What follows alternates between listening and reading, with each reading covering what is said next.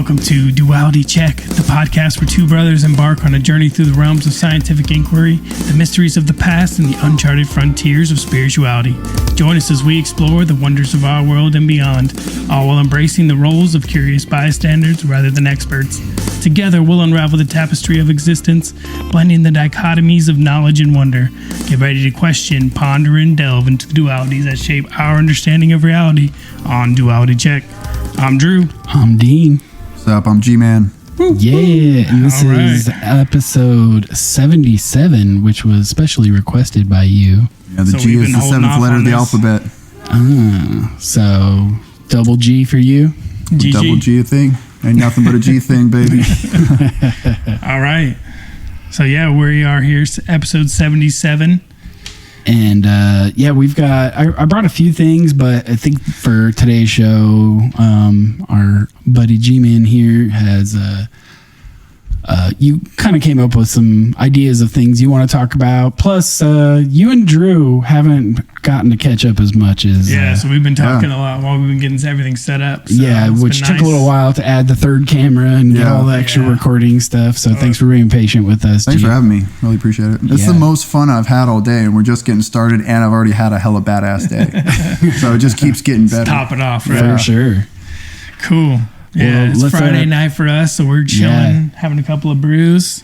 G-Man was nice enough to bring us some brews. You're going out of town tomorrow or something, Drew? I am, yeah. Rachel and I's anniversary is this weekend, cool. We got some babysitters for a night for the boys, and we're going to go to San Francisco and go catch a Giants game and then get some dinner in the city or outside the city, depending on how the city's looking. Cosmic Summit starts tomorrow, so this weekend I'm gonna be waking up because they're on the East Coast. They're in North Carolina. Was it tonight too, or? And the sessions start as early as 8 a.m. So I'm gonna try and wake up at 5 a.m. tomorrow and just chill and watch Cosmic Summit all day. You mean not go to sleep? Because we're gonna be up late tonight. Yeah, I mean, I'll get some good sleep tomorrow night.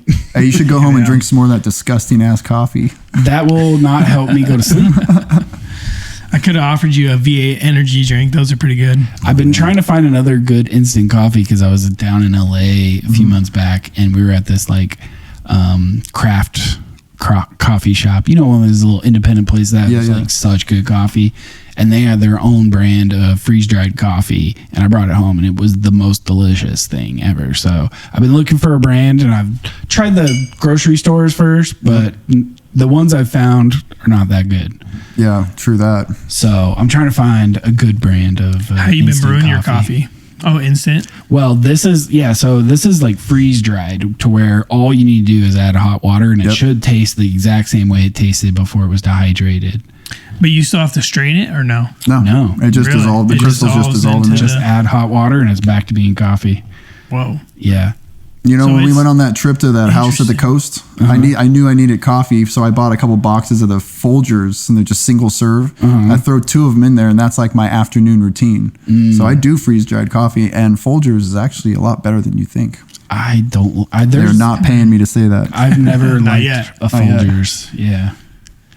That's what F made. Maybe I just put too much coffee in there because I was like, G-Man's hardcore. So it was do 2 tablespoons. I did 3 big spoons. Oh, damn. He's like, how's the coffee? But it was also fucking disgusting. It was also a really big cup. So I was like, probably needs more, but I probably overdid it. It was a big old Glover cup. A 64 ounce. It was hella big. Had a big G on it. Yeah. That's awesome. So, maybe we can hop through a couple of things that we prepared and then maybe get some conversation started out of that. And we'll go from there. Sounds good. Unless there's anything you wanted to start off with, we didn't ask necessarily. God is real and he has our best intentions in mind. Okay. All right. Let's keep that in mind. So you brought some pictures. I brought some pictures. So if you go to the other one. The other one first. So this one came across my Instagram feed. And the caption of it was, this is a single blade of grass, a cross section of a single blade of grass. So if you think about the U-shaped bend of a blade of grass, this is a cross section taken from in a microscope of a blade of grass. With all the freaking smiley faces? So these smiley faces, I looked up after this because I was super fascinated because it's just trippy looking at this, right? Yeah. You would just think this is like some I thought it was the Ebola virus. And that's how they get you. Yeah, they're just smiling all the way. Yeah. So yeah, this is just a simple blade of grass, and guess what? Those smiley faces, the open mouth, are the channels where the moisture and the water gets sucked into it. Wow. From the exterior, they end up in these channels. So literally, it smiles more. It's hydrated. Yeah. And when it crumbles up, if you go to the next one, it's still pretty similar, but this is a different color. Oh wow, they're dehydrated. So some of them are dehydrated, right? So you got some like kind of like really shallow O-shaped mouths instead of this wide, flowing channel. Yeah. So these look more like skeletons than the big smiling face. And it kind of looks like they're made up of a bunch of crude hexagons. Yeah. Yeah. Yeah. Because those are also where all those other little tubulars are, where the nutrients flow up and down the shaft of it. Dude, I'm so skeptical, but like, I looked into it there. I mean, I didn't read a research paper on it, but I looked up all the images and I went back years and years and years, and they have been finding this for a long time. This is just something that's kind of reemerged. Weird. Because that's what happens when the new internet I'm sure scientists would say back in that's time. not a face, that's pareidolia. Of course. But it's a freaking smiley face. No way. Like, that's an emoji. But that's the weird thing, is that it's an emojified version of a smiley face. And we could go to freaking Google or Bing or wherever you want to go right now and type in blade of grass under a microscope. There you go. Yep, that was my previous search. Just hit images, and there's thousands of these things, and there's like larger ones where you can go at them. Wow, that's wicked. There's like other images. It looks like a bunch of the same image with different. Like it's copy and pasted. Yeah. Here's another one though. Look at this one. Oh, it still is freaking smiley faces. Look at that. Yeah. Not this, but I don't know what that is. So, I mean, some of these images aren't even grass. Like, they're just giving you. They're just chlorophyll with joy. Big break. This one's just a close up of grass. It kind of makes me want to drink more water. Right. But then if you just go to like the AI answer, it says, when viewed under a microscope, a blade of grass reveals fascinating details. A cross-section may show unexpected features such as a series of smiling faces. You can observe a dark edge along the root. That caused looks like by skulls. short orange-brown Yeah, hairs that grow in the upper portion of the plant. Look at this one, Drew. Yeah. That's kind of the other one that I showed you, right? It's where they're like more dehydrated and the mouths shrink up. So imagine when it's hydrated and it just, everything opens up. Right. Because all the nutrients are flowing, all the other little hexagonal things that you pointed out have nutrients going up and down the stem where it's just a fascinating little detail. Got a question. What do you think? So we're looking at just a blade of grass and we see this. Does this crack open a rabbit hole for like, what does all the rest of the botanical kingdom look like underneath a microscope? What would poison oak look like? I mean, I'm sure people look at this stuff, right? Like biologists have to be looking at this stuff all the time, right? And there's a lot of speculation, but fungus. And like, you know how like the largest organism in the world is a giant patch of fungus that's like living up in like the northwest of the Northern America. It's freaking insane that like, and we know that plants communicate between them. Yeah, what's that called? Share is that the resources. mycelium? The mycelium is the communicator between them. And it's like shown that they share resources. Like a giant tree that doesn't need as much water will share its water in the soil. So the fungus is helping the other plants to share resources between each other. So it's like this giant freaking organism, like consciousness that's like living amongst the other plants and it's able to control that world. It's like a neural network. Yeah, absolutely. Yeah. It's so fascinating. They're all nodes on it, and they can all push and pull things. Yeah, and also hence the term colony, similar to like a bee colony in the hive mind. You know, these fungi aren't operating independently. Like they don't have their own autonomous thought. They're just like one big unit with one primary goal collectively. Yep. And there's a case to be made that we are too, but have broken off from that, you know? Yeah. Like human beings themselves have like this like ability to connect with each other in such a way.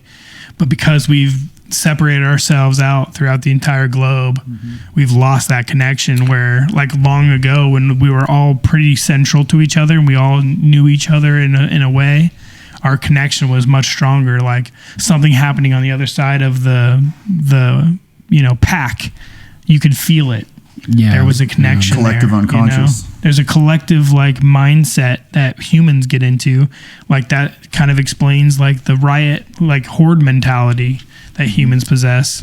When you're in a group of people that are doing something, you tend to do the same thing the group of people are doing, whether it's for your interests or not, because you just are tapped into some kind of primal thing, right? Yeah, but there's similar experiences that can happen in all sorts of contexts, right? Like thousands of people at a sports game all chanting together. Yeah. Or if you ever been to like certain concerts, maybe mosh pits even. Yep.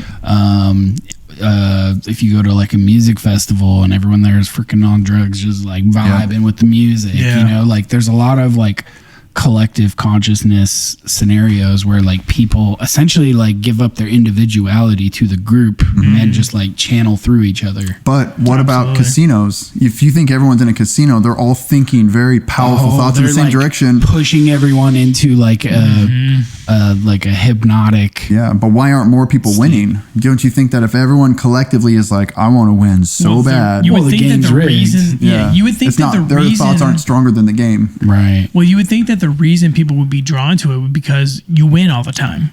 But the real reason you're drawn to it is for the atmosphere, is for the feeling you get, the distraction. It's for all of the cigarette smoke is addicting. It's an addiction when you're there for hours and hours and hours, days and days and days. All that dopamine. It's going to absolute, because there's no windows, there's no clocks on the wall, there's nothing to tell time other than looking at your phone. You can't look at your phone. You can't look at your phone at most tables.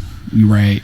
You know, so like there's all these things that are like designed, and they're giving you alcohol, which further disrupts your your vibe. Yeah, they'll just hand you vodka tonics on whatever. I mean, you're tipping the waitresses and everything, but they're giving it's all a ploy. They want everyone on the same frequency so that everyone's like hypnotic focus on the gambling infects each other. That shit is kryptonite for your chakras. Yeah, right. Most vices are if you let them get out of control, right? Like. You know, that's kind of like the old saying is like moderation is the key, you know, like if you can learn to like be in moderation of all the things in your life, you could probably live a pretty happy life. I heard a quote about that the other day. I wrote it down. It says the only like the full best way to rebel against the system is complete and total self-mastery. Yeah, if you can master yourself and say, I subdue my passions and learn to improve myself, I don't need this stuff. I watch TV, I see the commercials, don't need that, turn TV off. Yeah, and it's all been injected into society at such a widespread, like all of the different things that can attract your attention away from living your life instead of like chasing the thing that everybody else is trying to chase, and like the horde mentality, right? Like everybody's getting the new Xbox and the new TV, and they're working their job because they can't afford to not pay the rent, you know, like or cosmetic surgery. People rapidly like aggressively change the outside of their body, and you think to yourself like, why would you only wash the outside of your cup? Yeah, why not work on the internal? That is a good That's a good metaphor. That's from the Gospel of Thomas. I like that. I'm trying to get Dean to start reading the Gospel of Thomas. Yeah, I want to read the Bible. I want to read the whole Bible. Yeah. All right, so we should do. I think that's you've talked about like getting our homies together to do like a Bible. There's a Bible study I want to do, and I want to do an examination of the resurrection of Christ across the 4 synoptic Gospels. So like it's basically the final chapter of Matthew, Mark, Luke, and John. What happened after Christ died, and how are the concentric overlaps and differences, and what remains? Because some of them are very short, some of them are a little bit more extensive, and there's a couple weird patterns that don't line up. There actually happens to be a fifth synoptic gospel that they just simply call Q, and they don't know what they're cross-referencing to. There's one. So real quick, what are those like weird things that don't jive? What's an example? I can think of a very specific example. So I don't remember which book it is. So the names of the books are arbitrary, so they can just be interchangeable. So let's say, hypothetically, like in the book of Matthew, the two women walk up to the tomb, and there is a little boy sitting on a stone next to the tomb, and they spoke with the little boy. In Mark, they walk up, and there's a shepherd standing out front. In Luke, they walk up, and an angel is outside of the tomb. And in John, you walk up, and there's multiple men outside of the tomb. Second, what happened with Jesus after he did the resurrection is vastly contrasting in all of them. Some of them say just a few sentences. Mm-hmm. Another one says there's a couple accounts where he rolls up and sees his friends, and they don't recognize him. Right. They're like, "Are you sure that's you?" And he's like, "Yeah, bro, like, duh, it's me." And they're like, "Yeah, I guess it is you." And then like eats with them and gives them a few words. And then the last one of them, he's like, "Yeah, we're going to give you the gift of spirit. Oh, heads up. Check this out. You can also do this other thing. You can handle poisonous snakes and you won't get bit." And so there's churches today that believe that. They're like down in the South in the Bible Belt. Yeah. You know what I'm talking about? Snakes. Rattlesnakes. Yeah. I have heard. I've seen videos of that. That's crazy. Yeah. I've heard that specific portion of that gospel, the only record, like the oldest version we have is like 200 years older than the rest of it. So the speculation is that part of after the resurrection was added on later is what the scholars are. And then but that's probably what they're trying to say, because like it almost shows like a mastery of self in a sense. Like you master your fear, and you can like obviously the snake's still poisonous. It's all metaphorical. And the last one, like in Mark, it's kind of funny when you read it. It says, it's like someone tacked on a PS at the end, someone who wasn't part of the Bible, and it says, and then Jesus, I'll paraphrase, and then Jesus performed countless more miracles for all to see, but they're way too long to account here, so I'm just going to wrap it up. Peace. And I'm like, that's the kind of shit that when a kid's writing a short story, they're done writing, and they're just like... They've done their words. And then I woke up. Right. They hit their word quota for the essay. So what I'm trying to get at is like, when were each of these books written historically? Who wrote them, and who was in charge of putting them together? What was that council looking like, and what else was going on around the world? Like, what did modern Christianity look like in the middle of the 2nd century when Marcus Aurelius was the emperor of Rome? Well, what it looked like was there was a bunch of individualistic Christian sects. And most of them, so I've heard this from a couple different sources, but like Brian Murescu talks about this a lot. He's a classicist. He studies ancient Greece. And he said that most of the first Christians, there was like some Jewish people, but like really like as Christianity grew, it wasn't growing within the Jews, because we still have Jewish people. It was growing within the rest of the Mediterranean. And all of that was like the Hellenistic area, the Greek-speaking world, right? Because when Rome took over the Mediterranean, they didn't force their religion on everybody. And most people had the religion handed down to them from the Greeks. So most of them were still studying Greek gods, and they were used to new gods coming and going. They're all polytheistic? Right. Yeah. So like Dionysus was one of the newer gods. And so for them, accepting a new god, this Jesus character, was just like adding to their lineup. Bring him in. Right. And then it turned into something different. It became a state religion. There was different groups that would have different books that now had since later on will get assembled into the Bible, but a lot of them will get kicked out instead of being included. They're heretical in the Bible. Or something. Yeah. Right. And so you'll get like these Gnostic sects, you'll get sects with like this gospel and a different sect with this other gospel, and then some of them with the Psalms or whatever. A lot of those are found within what was recently discovered as the Nag Hammadi library. And that was the big turning point, that they say that these new Gnostic gospels are eclipsing the power and perimeter of the Dead Sea Scrolls that were previous on Earth. Right. That's powerful stuff. So I don't have a lot of answers, and I probably sound like a buffoon pretending to talk about it, but I'm just now starting my journey down this. Like, I finally figured out what is the question to ask, and I've been trying to figure out that question for decades. It seems to me that there's no expert besides the person who's experiencing whatever they're experiencing. If I'm asking you, I want to hear what you've experienced. Like, if I'm asking somebody else, I don't want to hear like a holistic like view of it. Like, it kind of breaks down for me. Like, I'd rather hear individuals' stories about their faith and the things that they've done and experienced than go to a church and hear about like their version of the Bible. It's sanitized, right? Because it's meant for the masses. It's not meant for any individual necessarily, unless it's somehow speaks to you. Which I kind of get that's kind of the point. The Bible was put together each time you go and you do a sermon, right? But not everybody's going to get the message. Not everybody's going to feel the same way. You're not individualizing it enough, because I think we're all capable of tapping into what it is to like experience God and be, have a relationship. I think it's a individual's path. It's a very personal. It's a very personal thing. Absolutely. I mean, it's up there with personal of like going to the bathroom and your sex life. Right. But you meet people, like I meet people at the gym. They immediately want to know where I'm at with my walk with God. Yeah. And I think that's kind of a bizarre thing to ask somebody, because you can't just you can't just like condense it real quick in 30 seconds and be like, yo, here's where I stand with spirituality. By saying I'm a Catholic or I'm a this or I'm a that, right? Yeah. Like you can't just like, that sums you up. Yeah, you can't compartmentalize me. Like, well, it's like I feel like it's a collectivist possible. thing. It's like self-collectivizing, right? Yeah. Like, hey, someone's what they're really asking you when they ask you that is they're asking you to like give them a term so that they can put you in a bucket in their head, or determine are you with me or against me. Next time someone asks me that question, like where are you with your walk in God, I'm just gonna say Jesus was a mushroom and walk away. Or you just sit down and like, all right, let's go. So when I was a kid, just start tell going them the whole thing, and then they'll walk away and be like, G-Man chapter 1 verse 1 next time. And then see how serious they were about their question. It's like you're one of the people who would do this from time to time, I'm pretty sure, where like someone's like, yo, like how you doing, like the small talk sort of like asking I would really tell them. They are. I would really tell them. Because people don't really want to know. Like somebody's like walking by you, like, "Hey, how you doing?" It's just like, "Yeah, I'm good." So they say "Good, how are you?" and "Good, how are you" is now one word. It should be in the dictionary in a year or two. So my new response to "Good, how are you?" because a lot of times you're like, "What's up? Good, how are you?" And so my response to that now is "Carpe diem." Yeah, seize the day. That's it.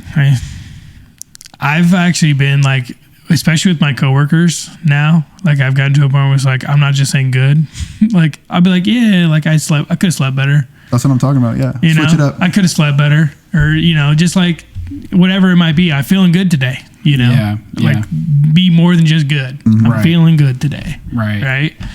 Just because like it gives people a better sense of where you're at, right? It's like you come into the office and you're feeling like crap, but you're like there and you're gonna get your job done and stuff. Like maybe just not bother me. For most people, it's just insert generic greeting rather than like a genuine question. But if you treat the answer like a genuine question, you give them just enough but not too much. Exactly. Like it'd be a way to like shake them out of like, oh. Or you could spook them out.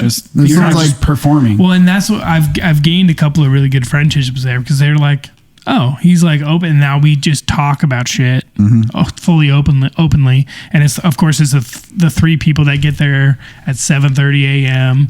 Nobody else gets there till 9:30. So we're there for 2 hours just running stuff and like hanging out and talking and whatever. And, those are the people that are like, you get in right at the door, right? Like they're like, hey, how you doing today? I know you've been dealing with that. How's that going? That's and cool. You're just like, you have this like little group that's like, everybody actually cares about each other. Right. And you're the ones that are there the same hours each day. You can't build authentic relationships without vulnerability. Yeah, and at least a little bit. Like at least you don't have to like give them everything. Crack the door open just a bit. Just don't give them everything, because that's not productive either. It's not safe. It's not safe or productive, and it's not like it's not fair to like unload on someone like that either. Exactly. We all know people like that. How you doing? You like regret asking them, or you just eventually stop. You get that one time where they just go way too, and they expect something of you at the time too. Right. Yeah, and it's like. But I've been on both sides of that conversation. I've been that guy. Yeah, I mean, I think we've all probably been there a little bit, like at least once or twice, maybe. Yep. But giving people a little bit just to like get a glimpse into your life, so they, you can feel open enough with each other to like share some real feelings about, work or the world or whatever. Just or if they can relate with you, or if you guys have a common enemy. Giving the canned answer is like pleasantry, but it's not, you're right, you're not like showing your authentic self, and they detect that and they're like, okay, well, I have nothing to be mad at about here. He's just like choosing not to engage. Share anything with us. Additionally, if you don't engage, I'm not going to engage. Yep. And then it becomes just a platonic relationship where there's absolutely no feelings shared between the two parties, right? Right. Additionally, the Good How Are You, not only is it not showing the authentic self, it openly demonstrates that you're asleep at the wheel. Absolutely. As long as there's somebody who's aware enough to detect it. Yeah. I mean, it could show that, but it may just show that you don't want to engage in that particular relationship. Or you don't care. Sure. Yeah. You know? Like I do, like I'm like an extrovert when I've charged up my introverted batteries, you know what I mean? Right. Like as long as you can, have the time to charge yourself up, like once you get out there, you can like be super extroverted where you're just like talking, chatting, getting it out and talking to everybody. But, there's still that introvert, you got to bring it back and charge up those batteries. So, day to day, those don't always happen like you would charge your phone, like your battery might be still at 20% when you get, leave the door each day. But it's just I don't know, we got off on a major tangent from the beginning here. I think it's been great, but I think that's an interesting thing to talk about. Because there's so many ways in which we do that in our lives, like even in this podcast, like sometimes we'll get into routine and we're like performing a routine instead of just being like, dude, chill, let's just talk, Sure. Yeah. Yep. Yeah. And so like that's a thing you have to think about, like in everything you're doing. Are you going to give it the routine? Like, are you going to perform the routine, or are you going to like be present? Yep. And you can always make that decision. Do you want your subconscious to roll the show without you having to think about it? Right. And sometimes that's the right choice. But not always. Yeah. And not with everybody, right? There are people to be guarded against. And your intuition can tell you that. Or there are times where your focus needs to be elsewhere rather than like in a particular place. We are life forms who need to conserve energy. So got to plug in on the charger, which is our bed. If I'm having a bad day, what I'll do is I'll just reboot my operating system. I'll flip the ON/OFF manifold, take a nap, I wake up, I'm good to go. And then you take the cartridge out, blow on it a bit. Yeah, defrag my hard drive with some LSD. Yeah, you got to connect to the cloud and pull down the update. Yep. While you're dreaming. Sick. And then in the morning, I'll get a Java update. That's my cup of coffee. The dark matter, the particle accelerator. What do you got for us, Dean? Well, actually, Drew brought this. So yeah, this is the Hubble telescope catching a supernova of a star. Oh, is this a video? So this video time lapse is taken over at 1.5 years to fully develop. Whoa! You see that? Yeah. Look at that ring. It's a star exploding. Did they calculate how far away it is? I don't know. Maybe in here. This incredible footage spans 1.5 years of time after a massive star exploded in the Centaurus A galaxy. Light years away. What you're seeing is the aftermath as the light from the supernova fades. The glowing blue ring begins to expand outward. This phenomenon, called a light echo, is caused by light from the explosion reflecting off surrounding dust, arriving at Earth long after the initial blast. The first frame is a reference image from 2010. Everything else shows what unfolded after the explosion, just over 60 million light years away. That sounds like a radical estimate. Like, can you tell 60 million light years from that? Like, no calculator can compute that. Well, I believe supernovas are like one of the metrics they use in astronomy, because there's different classes of supernova, and as long as you can classify the star correctly to the right size or whatever, they all explode the exact same intensity, like depending on like the size and class of the star. Like tier. Yeah, and so it's so predictable that they use supernova events to calibrate distances. Do these happen all the time? And they calibrate the distances based off of, like, you can see certain frequencies of light when you break apart the light coming from the star into a prism and you see all the different colors that make it up. And you can see that, oh, this is the pattern for oxygen, but it's shifted this far red. And based on that, they calculate the distance. Yeah, it's the redshift idea. I got a question. There's a lot of weird issues with redshift as a tool for calculating distance. We talked about that before. I think I have a video for that, but I don't think I brought it this week. I got a question for you, Dean. Astronomy. Yeah. So my daughter and I have been trying to figure this out. What happens when an explosion occurs in outer space? Because don't explosions need oxygen to... Fire needs oxygen. Like, let's say a hand grenade. If I throw a hand grenade out of the ISS and blows up, what happens? It will still blow up. It just won't have fire. Okay, no fire, but will that shockwave perpetuate forever? Mm-hmm. It will just keep going. Could that shockwave butterfly affect something in a distant galaxy? Maybe. Maybe that's what started that. Or what kind of butterfly effect will that have? Right. Will that send some type of radiation to Earth that could affect us? We've clearly received the light from it. Mm-hmm. But the energy, if there is any, the shockwave would travel a lot slower. But there's too much vacuum between us and the star for the shockwave to reach us. Yeah, it would dissipate. It would have to be like a certain thickness of dust in order for it to have a pressure wave travel all the way across to us. Well, there's just too many things between us and them, especially over the given distance. Well, there's too much nothing between us and that. There's too much time. It kind of looks like a drop dropping in water. Like a sun drop, not like a raindrop, like a sun drop splashing in the water and sending out a little ripple effect. That's what a lot of people say when they say, I've seen a lot of like flat earthers or like dome, like we're like in a, like the dome model the people. Theory. Yeah. That's flat earth. But part of it. Yeah. I mean, I don't know. Who knows? But they show a bunch of images from like rockets leaving the atmosphere and stuff, and they make it looks like a drop of water being dropped in a pond, like the way that the dispersal pattern happens. Like it does kind of look That's like sick. Like even that kind of looks like a drop of something dropping on like a water, and like the way it permeates, you know, similar to like you'll see a tree with its branches are bare, it'll look like how lightning strikes out, and the roots will be like as above so below. The roots will fan out. Then you look at the cilia inside of our lungs, that fans out in a similar fashion. Or look at an aerial picture of a river finding its way to the sea, all the fingers fans out like that. Right. Same with electricity. You got electrical zaps, same thing. Like these patterns are reoccurring. Right, fractals. Well, and we've seen like the galactic nurseries and stuff, or the solar nurseries and stuff, where there's like giant galactic bodies where they have that same type of pattern where they're fingering out, and there's little nodes or nodules on the ends of these, and they just continue to finger out. Like it's like it goes microscopic and macroscopic. Like it's just some sort of, it's just nature, right? Even our circulatory in our system. You see that famous picture of the anatomy and all the blood vessels? Same thing. So that's an ongoing pattern.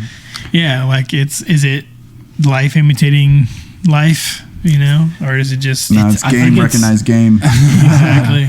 I think it's like successful patterns being adapted at different scales by consciousness. And different mediums too. Like it's happening within water and electricity. Well, it's just like a human engineer, right? Like let's say you're a programmer and you create some sort of like programming subsystem to do some job. And then you get assigned on a new task and you start writing new processes. And then all of a sudden you're like, wait, this thing I'm about to write is similar to a thing I wrote before. And so you're going to go and grab that pattern and then adapt it for your needs. Yeah. And so it will have the same base pattern, but it will be specified different. Hey, it's like a song template in Reason. Right. Yeah. Right. Yep. Anyway, we are ready for a break. But before we do that, I want to show you guys this. Okay. Based on, so the last few episodes, Drew's been bringing like comedy AI videos. Okay. like Bigfoot doing vlogs and stuff with Yeti. God. Bigfoot meeting like the aliens and stuff. Yeah. Like being abducted by aliens. So I found this one. I thought you'd appreciate it. This is What If Cats Were Olympic Divers? Oh, that's so sick. It's beans. Oh my God, dude. Oh, look at the tail. Oh my god, little 180.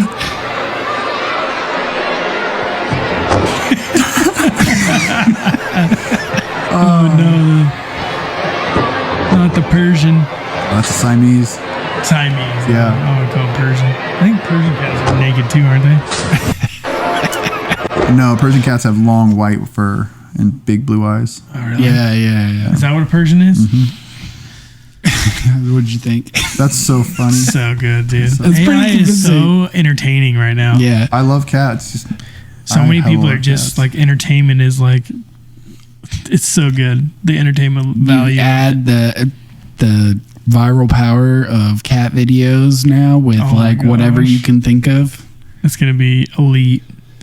The cat videos of the future will be insane. There's a theory. They have like the pyramid of the internet, and they say like the 7th layer of the internet is self-aware, and then the layer beneath that is all controlled by cats. And that cats are the actual mastermind behind the web. Have you guys seen Love, Death, and Robots? I watched that the other day. I haven't. Yeah. Dude, that show is so legit. The latest season, they have like 2 episodes about like cats taking over the world and stuff, Sick. and it's so good, dude.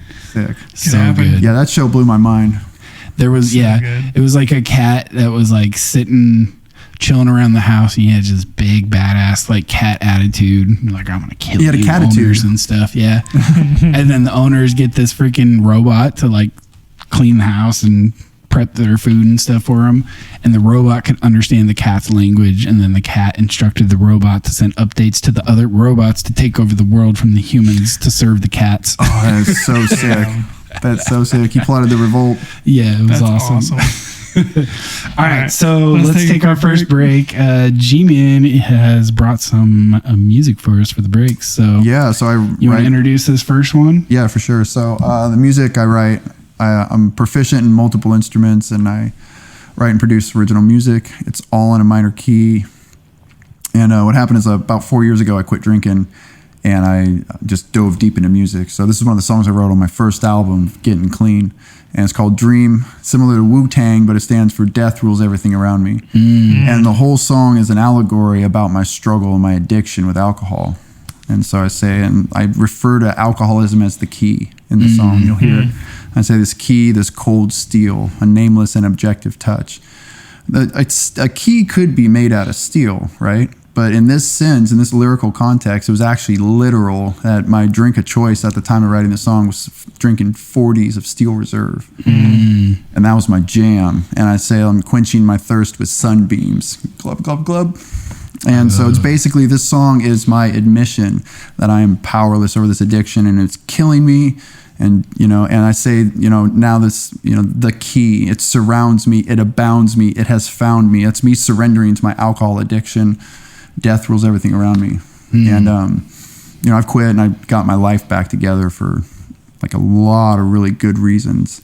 And this song was important for me to write as part of my recovery, because when I quit drinking alcohol, I just kind of changed medication. So after a while, I started taking a lot of psychedelic mushrooms. And in that process, I learned so much about myself. And that's the tool that I needed to confront my inner shadow.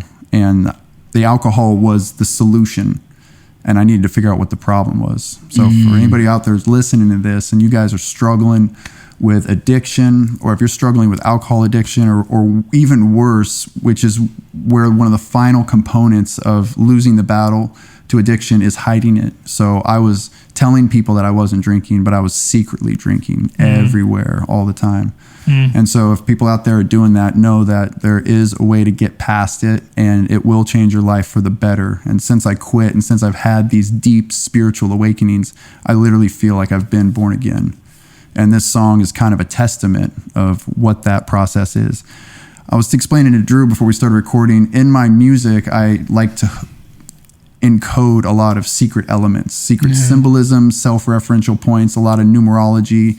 My music, I am a 3rd degree master Freemason, and so symbology is very, very important in Masonic culture. So as a reference to this song, Death Rules Everything Around Me, I basically stole the chord progression of Don't Fear the Reaper by Blue Oyster Cult. Oh, cool. Yeah, and I wanted to write a song that just has 3 chords in it. So the whole song is just 3 chords, and it's Don't Fear the Reaper, but it's not. All right. Cool. Let's listen to this now, and we'll have to talk more about Freemasonry when we get back. Yeah. All right. All right. Enjoy, y'all. Sleepy slumber into the cleavage of the night. Padlock and key in hand. I look from left to right. Strange and eccentric, waiting for a lost song. A common delusion, eternally young.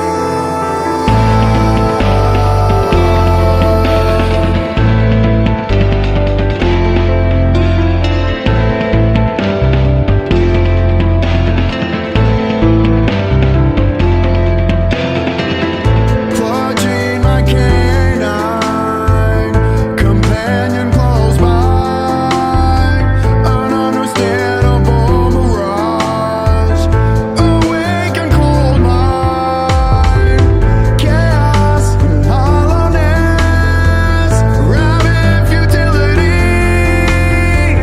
I guard the golden gate, I hide the silver key. It surrounds me.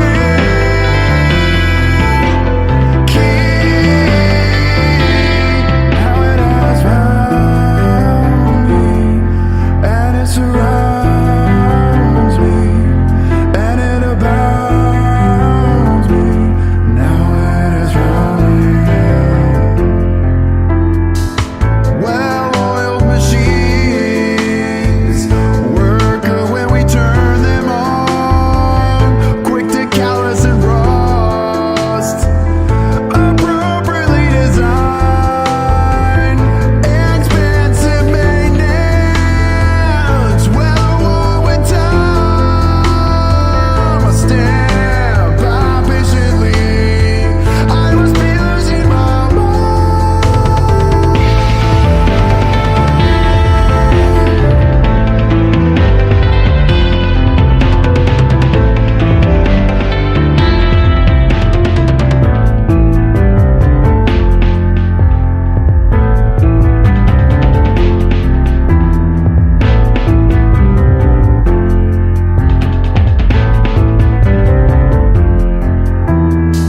A lifetime of sacrifice, a polished and expensive dream. Rob the fool and pay the price, quenching thirst for sunbeams. This key, this cold steel, a nameless and objective touch. I am the highest priest.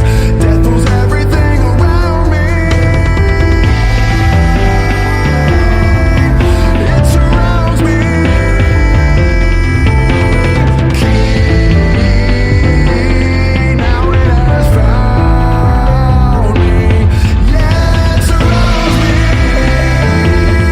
and it abounds me. Now it has found me.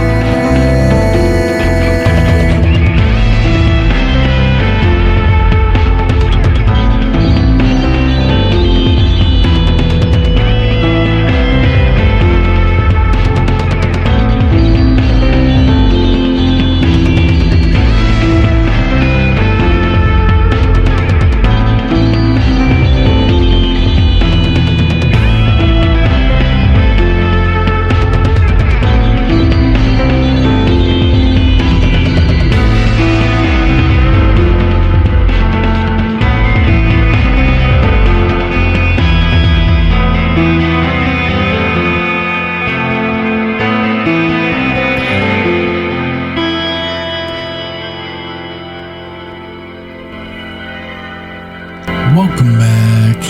All right, y'all. Dude, that album art is super psychedelic, man. I like that a lot. My best friend Derek did that. He's Yeah? got an amazing art style. It's like heavily influenced by Basquiat or Jean-Michel Basquiat. If you zoom in, there's a character in there named Manny. He's like this little cartoon Gumby guy. He's underneath the ice cream cone on the right. He's pointing up. Oh, yeah, this check this guy. out. Check this out. Yeah. Drew, look at this. I got a tattoo on my chest of this guy. What? You guys can see that. You see that?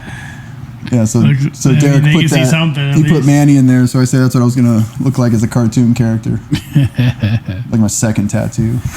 Show him your shirt too, by the way. Oh yeah, check this You might out. have to stand up. We got this here. Oh, it's backwards, Oh, but it wow. says Sagan With the design with of the Sega. design of Like Sega. Carl Sagan. Yeah. So I purposely wore this shirt for all the Duality Check fans out there. I am a Duality Check fan. Heck Hell yeah. yeah. Also. Thanks, dude. Appreciate that, bro. Yeah.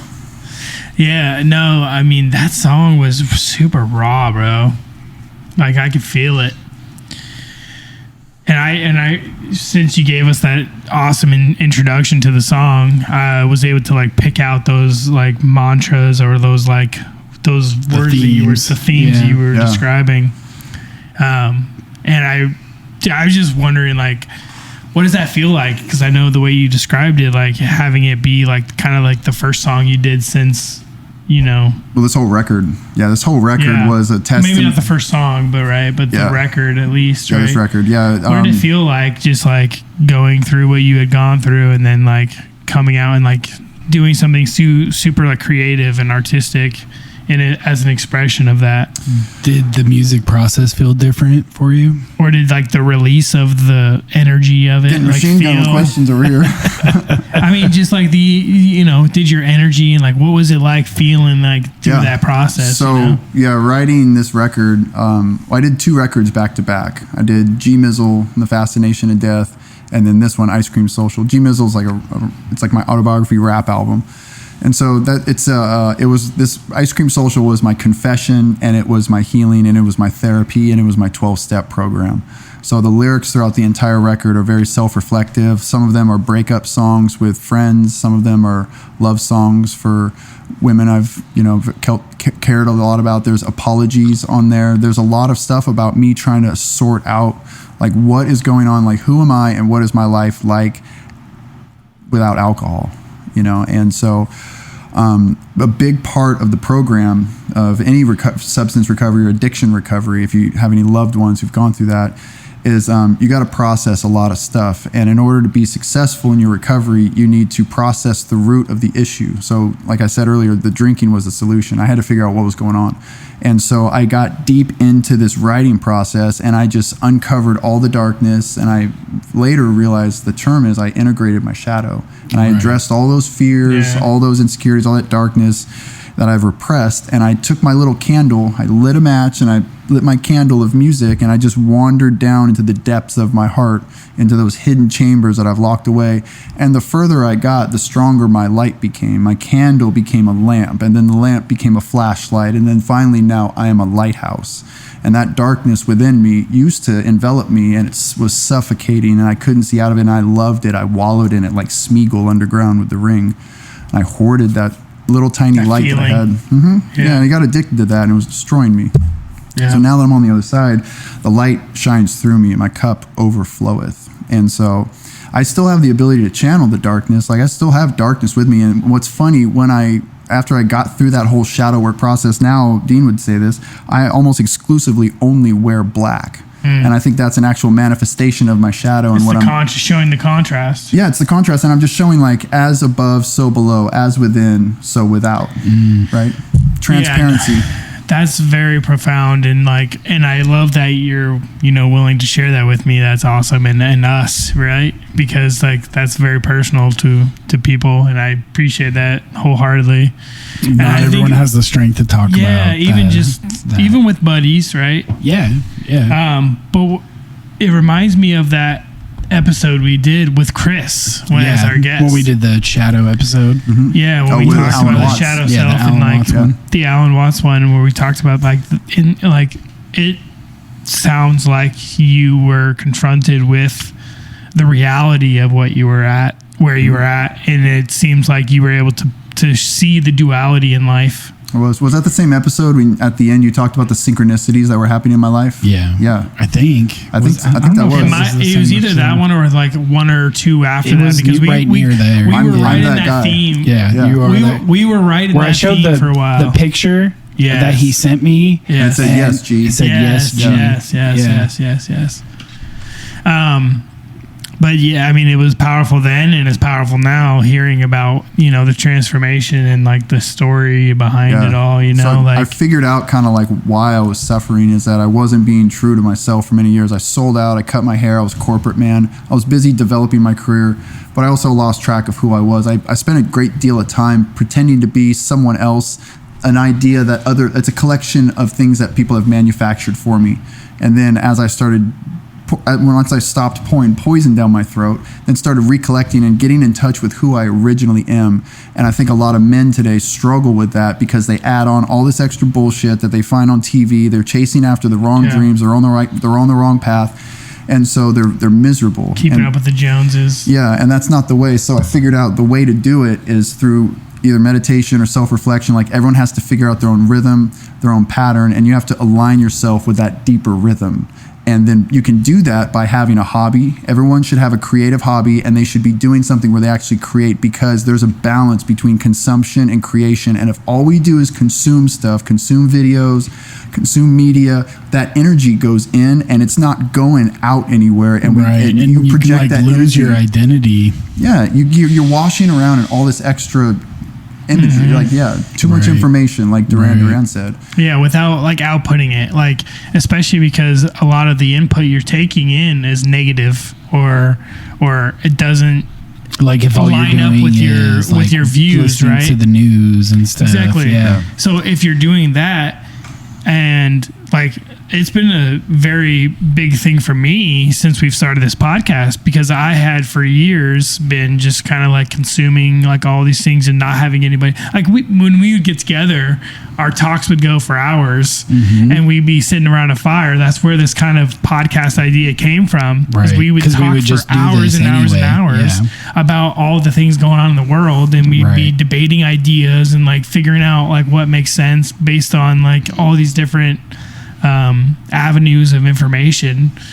And it was so refreshing for me because I had moved away and it was me and my wife, and like like we talk enough, but like you don't really get to like throw out your ideas as wildly as you might. Well, when you're into all those same like weird topics we are, like the number of people in your life that you can just like unleash and just like talk about all these crazy topics with is so like finite. Having someone that you can just like do that with is super cool. You get out of your system, that way you don't have to weird out some bitch on a first date. Or like the people at work aren't hearing about your like belief in UFOs, and like like not that I wouldn't share with them, but like it's just more comfortable doing it with my brother. To open up about psychedelics, it was pretty awesome. And I have a guy now at work that I can talk about libertarian ideas with. Like he's very open. He's more like conservative, but he's like opened up a lot since like the recent atmosphere anyway. But like I got a guy I can talk about that and like but like about, sometimes you can like connect on one thing with the person, or like you connect over a thing, right? And they're not necessarily wanting like all of you, like they want this version of you.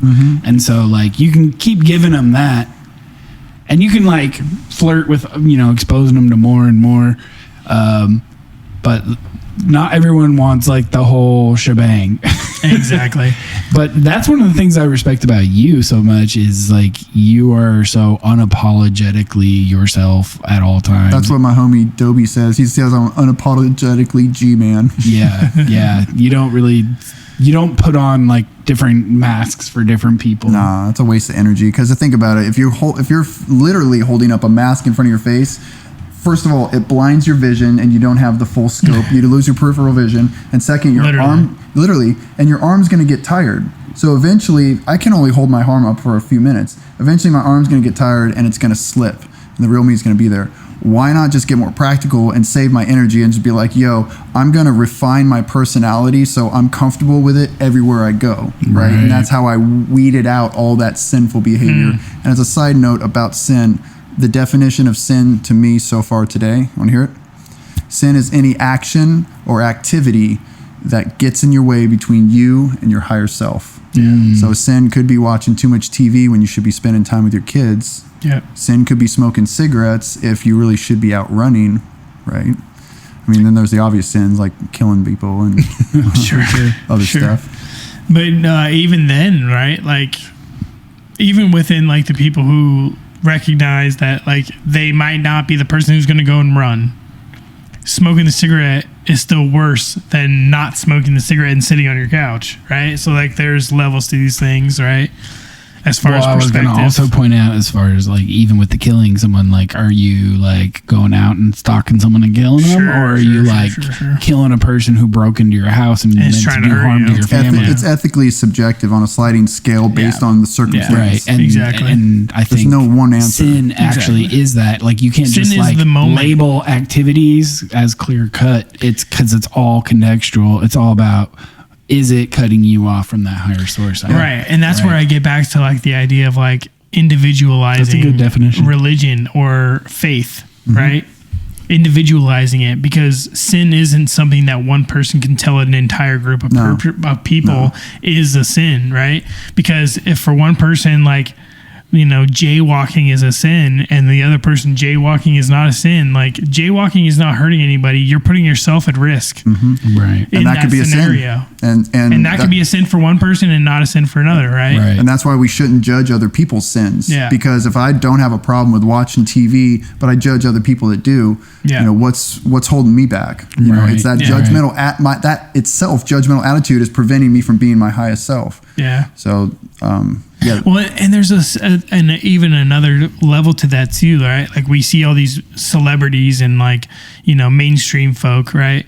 And or a lot of people may, like you were just saying, like you do a thing, but when you see somebody else who you hold to a higher standard do with the same thing, you're judging them on the scale that you've imposed on them. You're not judging them on what's a realistic, you know, we're just projecting at that point. You're not seeing them as the same type of person you are because you've set a different standard for this other person. Or you are, right? Like the projecting thing, like you're just saying. I think a lot of people judge people so hard because they see little slivers of themselves in that person that they don't like. Yeah, 100%. And by denying that person, you're trying to deny that part of yourself. Yes. One step further on that. So, every individual has their own subconscious, just to say the shadow, and we see that in other people. But what about the collective unconsciousness of all the 9 billion people in the world and all of their collective power of that collective unconsciousness? They project that evil into the world, and that's what we call evil. That's what we call the devil. That's what we call all the wrong and negative things, is a manifestation of our psyche. Yeah. Do you know what the term is? There's a term for an entity that is created out of someone's belief. Like, this is a really cool term too. I'll have to ask GPT on the break or something, but it's like different than like a spirit or like an angel or a demon, right? Like which, like in theory, has its own sort of existence. You're not talking about Abraxas, are you? Maybe there's like a term for an entity where like the fact that someone believes in something creates it, like Freddy Krueger, through the belief, right? And it only exists in so much and as powerful as the belief. And as soon as you stop believing in it, it stops being real to you. But yeah, there's a term for that. I forget what it is, for like a class of entity that is that way. That's how every Nightmare on Elm Street movie ends. They're like, "Oh yeah, we don't believe in you anymore, bitch." And he's like, "No." I've never watched a Freddy Krueger movie. I think I watched one. They're sick, dude. When I was like a kid. If you go into it with the idea of having fun, it's good. Yeah, for sure. I just never like been super. Like, there's that. You get me into certain horror movies. Like I'm happy to watch them. I just don't. Egregore. Yeah, that's it. That reminds me of a X-Files episode where they were doing like, you know how they have that show Cops? I love Cops. There was an X-Files episode where they had a camera crew following them in sort of like a live action view of like them doing like sort of like beat cops type stuff. So they went to an area that Mulder had found fascinating because of all these reports of like an egregore. You know, they didn't say that, but basically that. And so there was they were responding with the local police to all these incidents happening all over the city in like Baltimore or some random place, right? And it was every time encountered an incident, it was something else. It was a werewolf. And then the next time it was a giant centipede, or like, you know, it just changed shape and form for each person who experienced it based on their fears. Yeah. And it was this egregore that, like, because you believe so strongly that something bad was going to happen, you imagine the worst thing that could possibly happen to you based on your set of fears. You know, it's another example of that is Bill and Ted's Bogus Journey. When they die and then they go to hell, and they were in their own personalized hell. Yeah. Which is also similar to Robin Williams. What Dreams May Come? Yeah. Yeah, I remember that. That's when his like wife killed herself, and then he went back to save her, and then he came back in real life, and then he really killed himself. No. He died first. In the movie, he dies, and then the movie like catches from when he dies, and like you see him like learning what heaven is and like discovering he's dead, and then he like starts like checking in on his wife, who they had already lost their children like a couple years before that. Yeah. And so then after the wife loses him, then she just like has nothing left, and she ends up killing herself, and so she goes to hell, and he goes down there to find her. Oh, kind of like Dante. Yeah. Chasing Beatrice. Is pretty good. And then he comes back in real life, and then he really kills himself. That's a plot twist. No. No, he decides to stay with her in her hell because he's like not willing to leave her there, and that's what I wouldn't do that for any woman. That's I what brings her what movie back. is this? What Dreams May Come. What Dreams May Come. I need to It's see so that. good. I need to watch that. Dad showed it to me originally. Actually, Really? yeah. Huh. I remember watching it at the old Brimstone house. No way. Yeah, I was too young probably at the time for him to bring that up to me. maybe. What was that, like 98? We lived there from the time I was 10 to the time I was like I was 3, so it was probably 24, 95. 25. It was 1995 we moved there. Yeah. That's like 93 to 07. Or like we moved there right before Chris or Emery was born. We moved out of there right before Emery was born. Oh yeah, so that was like 2011. Yeah. Crazy. That was the house we grew up in. That house was so fun. That was the Antelope House? That was the Antelope House. OG Antelope House, yeah. We used to break dance in the garage there. I heard some crazy stories. I wish I was hanging out with you back then. Dude, there was one day where can I tell this story? Sure. Drew was freaking rollerblading, and Oh my god, with Dave. and Sure.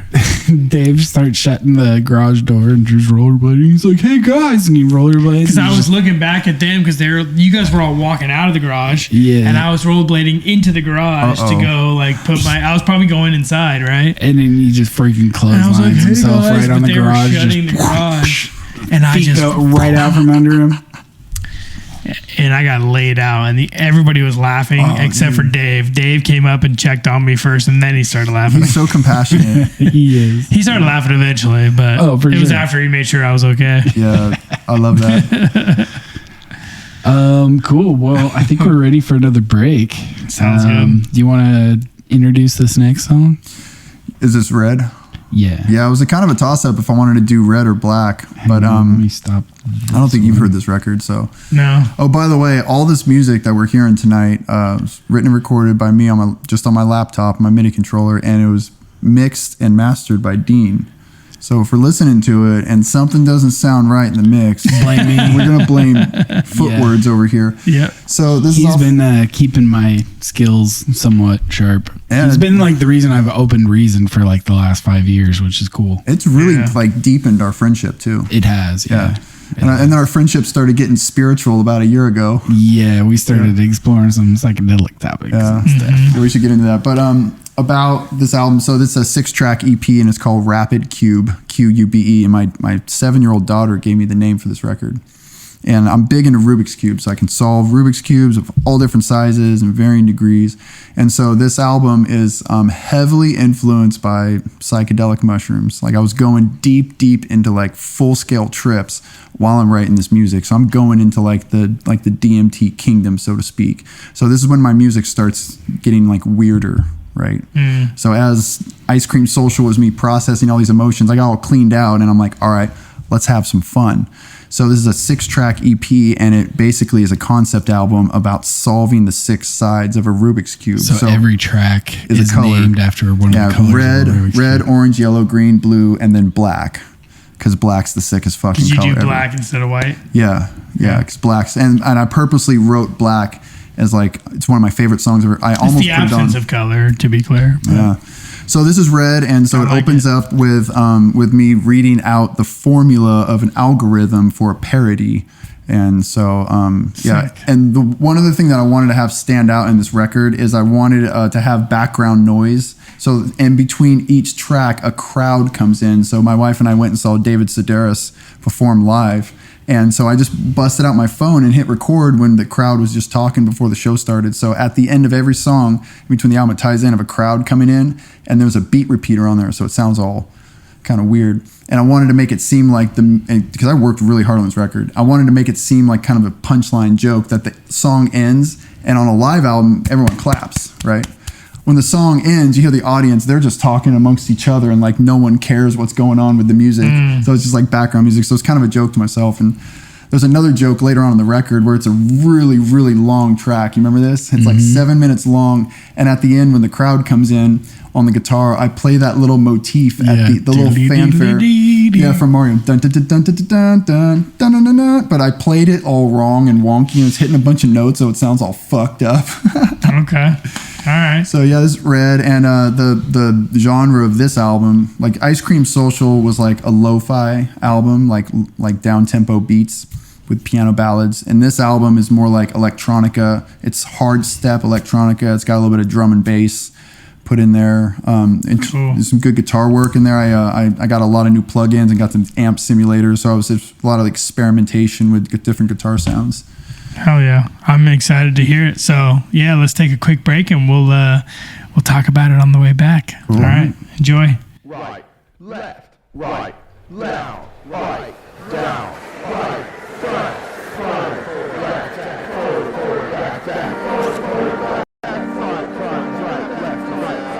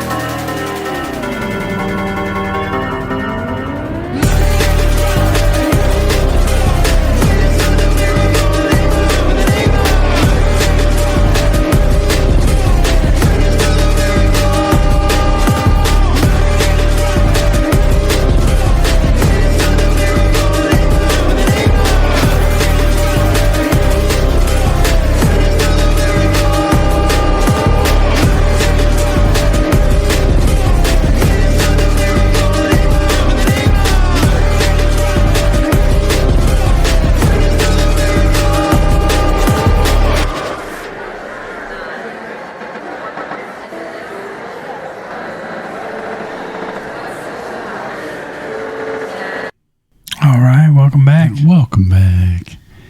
Witness to the miracle. Wow. Yeah, It made me want to do the Rubik's Cube. Like, I grabbed it there at the end. I was like, Oh, that's funny. yeah. It was like the beats were like kind of on point with like the kind of like rhythm of solving it too, in a sense. Like the doom da dee. That's what I was going for. And every song's different. And there's some parts of the record that are actually really difficult to listen to, and it's annoying. It's like it sounds like Mr. Bungle, and like this beginning of one song. Because sometimes you solve a cube and you have to undo something and make it messy with the faith of understanding the process that it will be completed a few stages down the road. Yeah, you get to a point where you're like, oh wait, oh shit, okay, go back. Okay, here we go. Yep. Yeah. And so, a lot of imagery on this record. Not a lot of vocals, not a lot of guitar. I was just staring at the tree, solving the Rubik's Cube, listening to it. Yeah. And it was pretty good. I liked it. I liked it a lot. It made me want to solve it right now.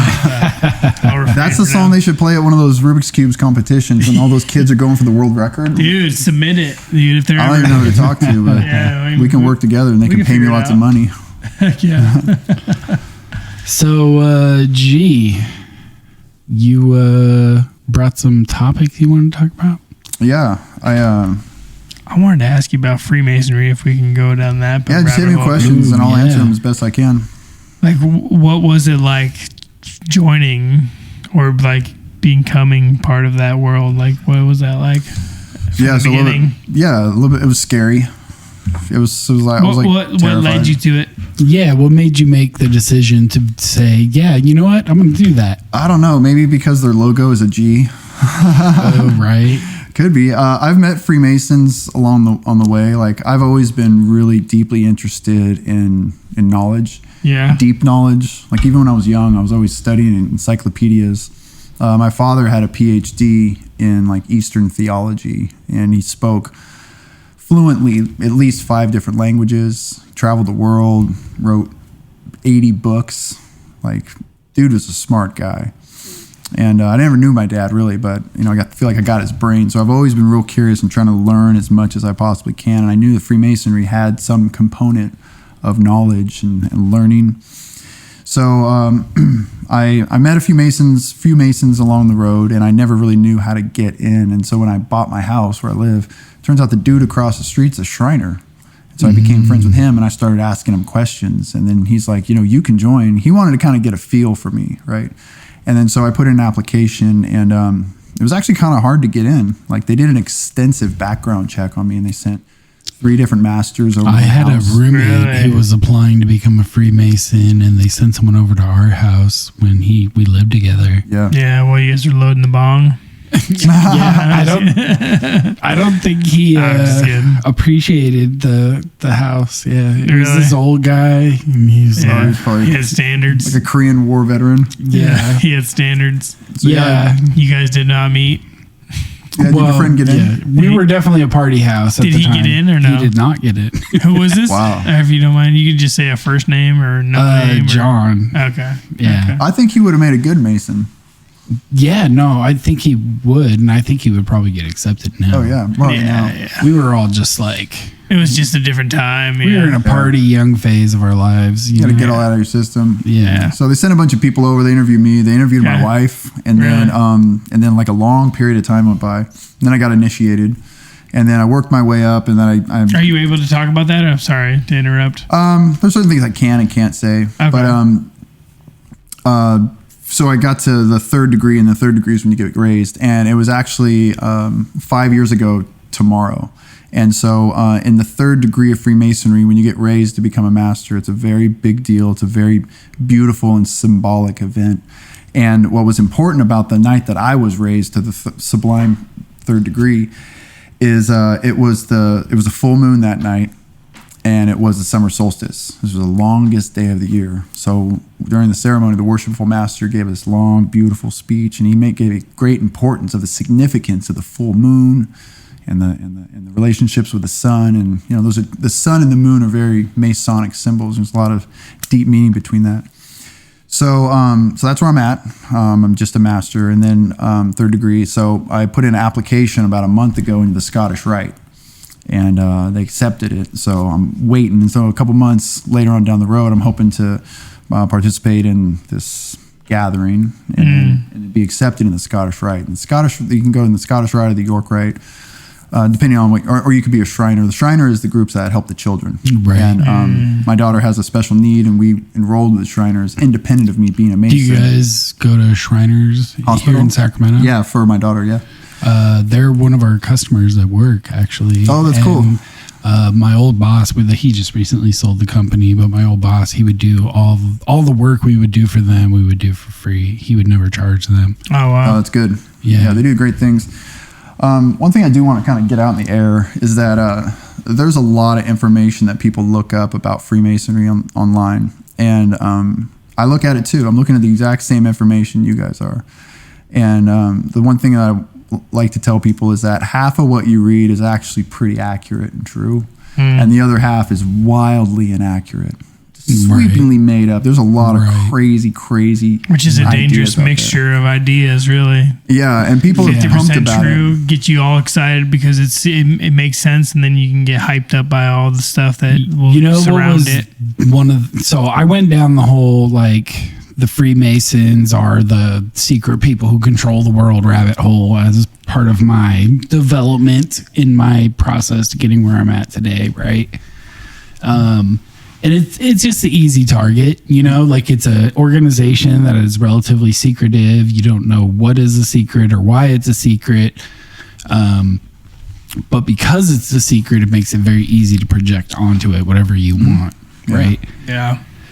And like you said, there would be a lot of real information. And there was even a time in the past where a lot of people don't know this. There was a time in the past where there was an actual registered, legit political party of Masons, of the anti-Masons. Anti-Masons, yeah, the guys that are against it. Yeah, and that had to do, I think, with some type of lobbyist thing. They're trying to get some type of business venture going. Bill through because it helped. Their means. Or maybe some dude had beef with some other dude. Like, what's the beef? Those things don't last long in this form of democracy. Yeah. Those other parties. Well, I've also heard there's been events in the past that have caused Masonry to split, where certain people will take off out of Masonry and start a new order as a way to preserve the knowledge under a form that's not going to be prosecuted or is able to be kept secret differently. Yeah, right? you could call that a lunatic fringe. Right. All religions That's have one way that. to say it, yeah. Corporations have that. Sure. I saw a Mexican joint do that once. Remember Carolinas and Albertos?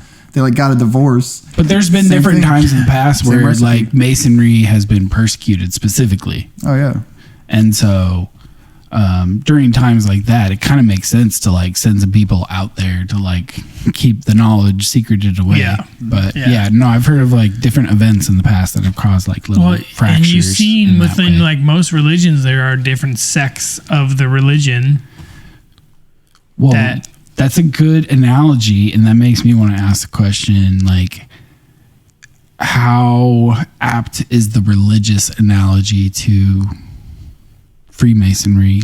Would you classify it as a set of beliefs in a similar way to how you would classify a religion?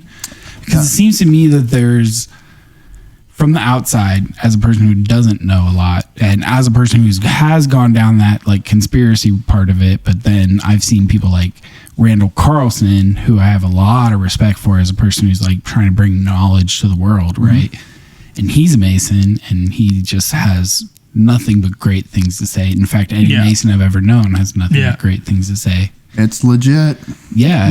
We have a brother-in-law who's a Freemason. Yeah, I know that guy. Yeah. He told me one time he's got a very long cable toe, and I was like, I bet you do, brother. What's up, Jason? With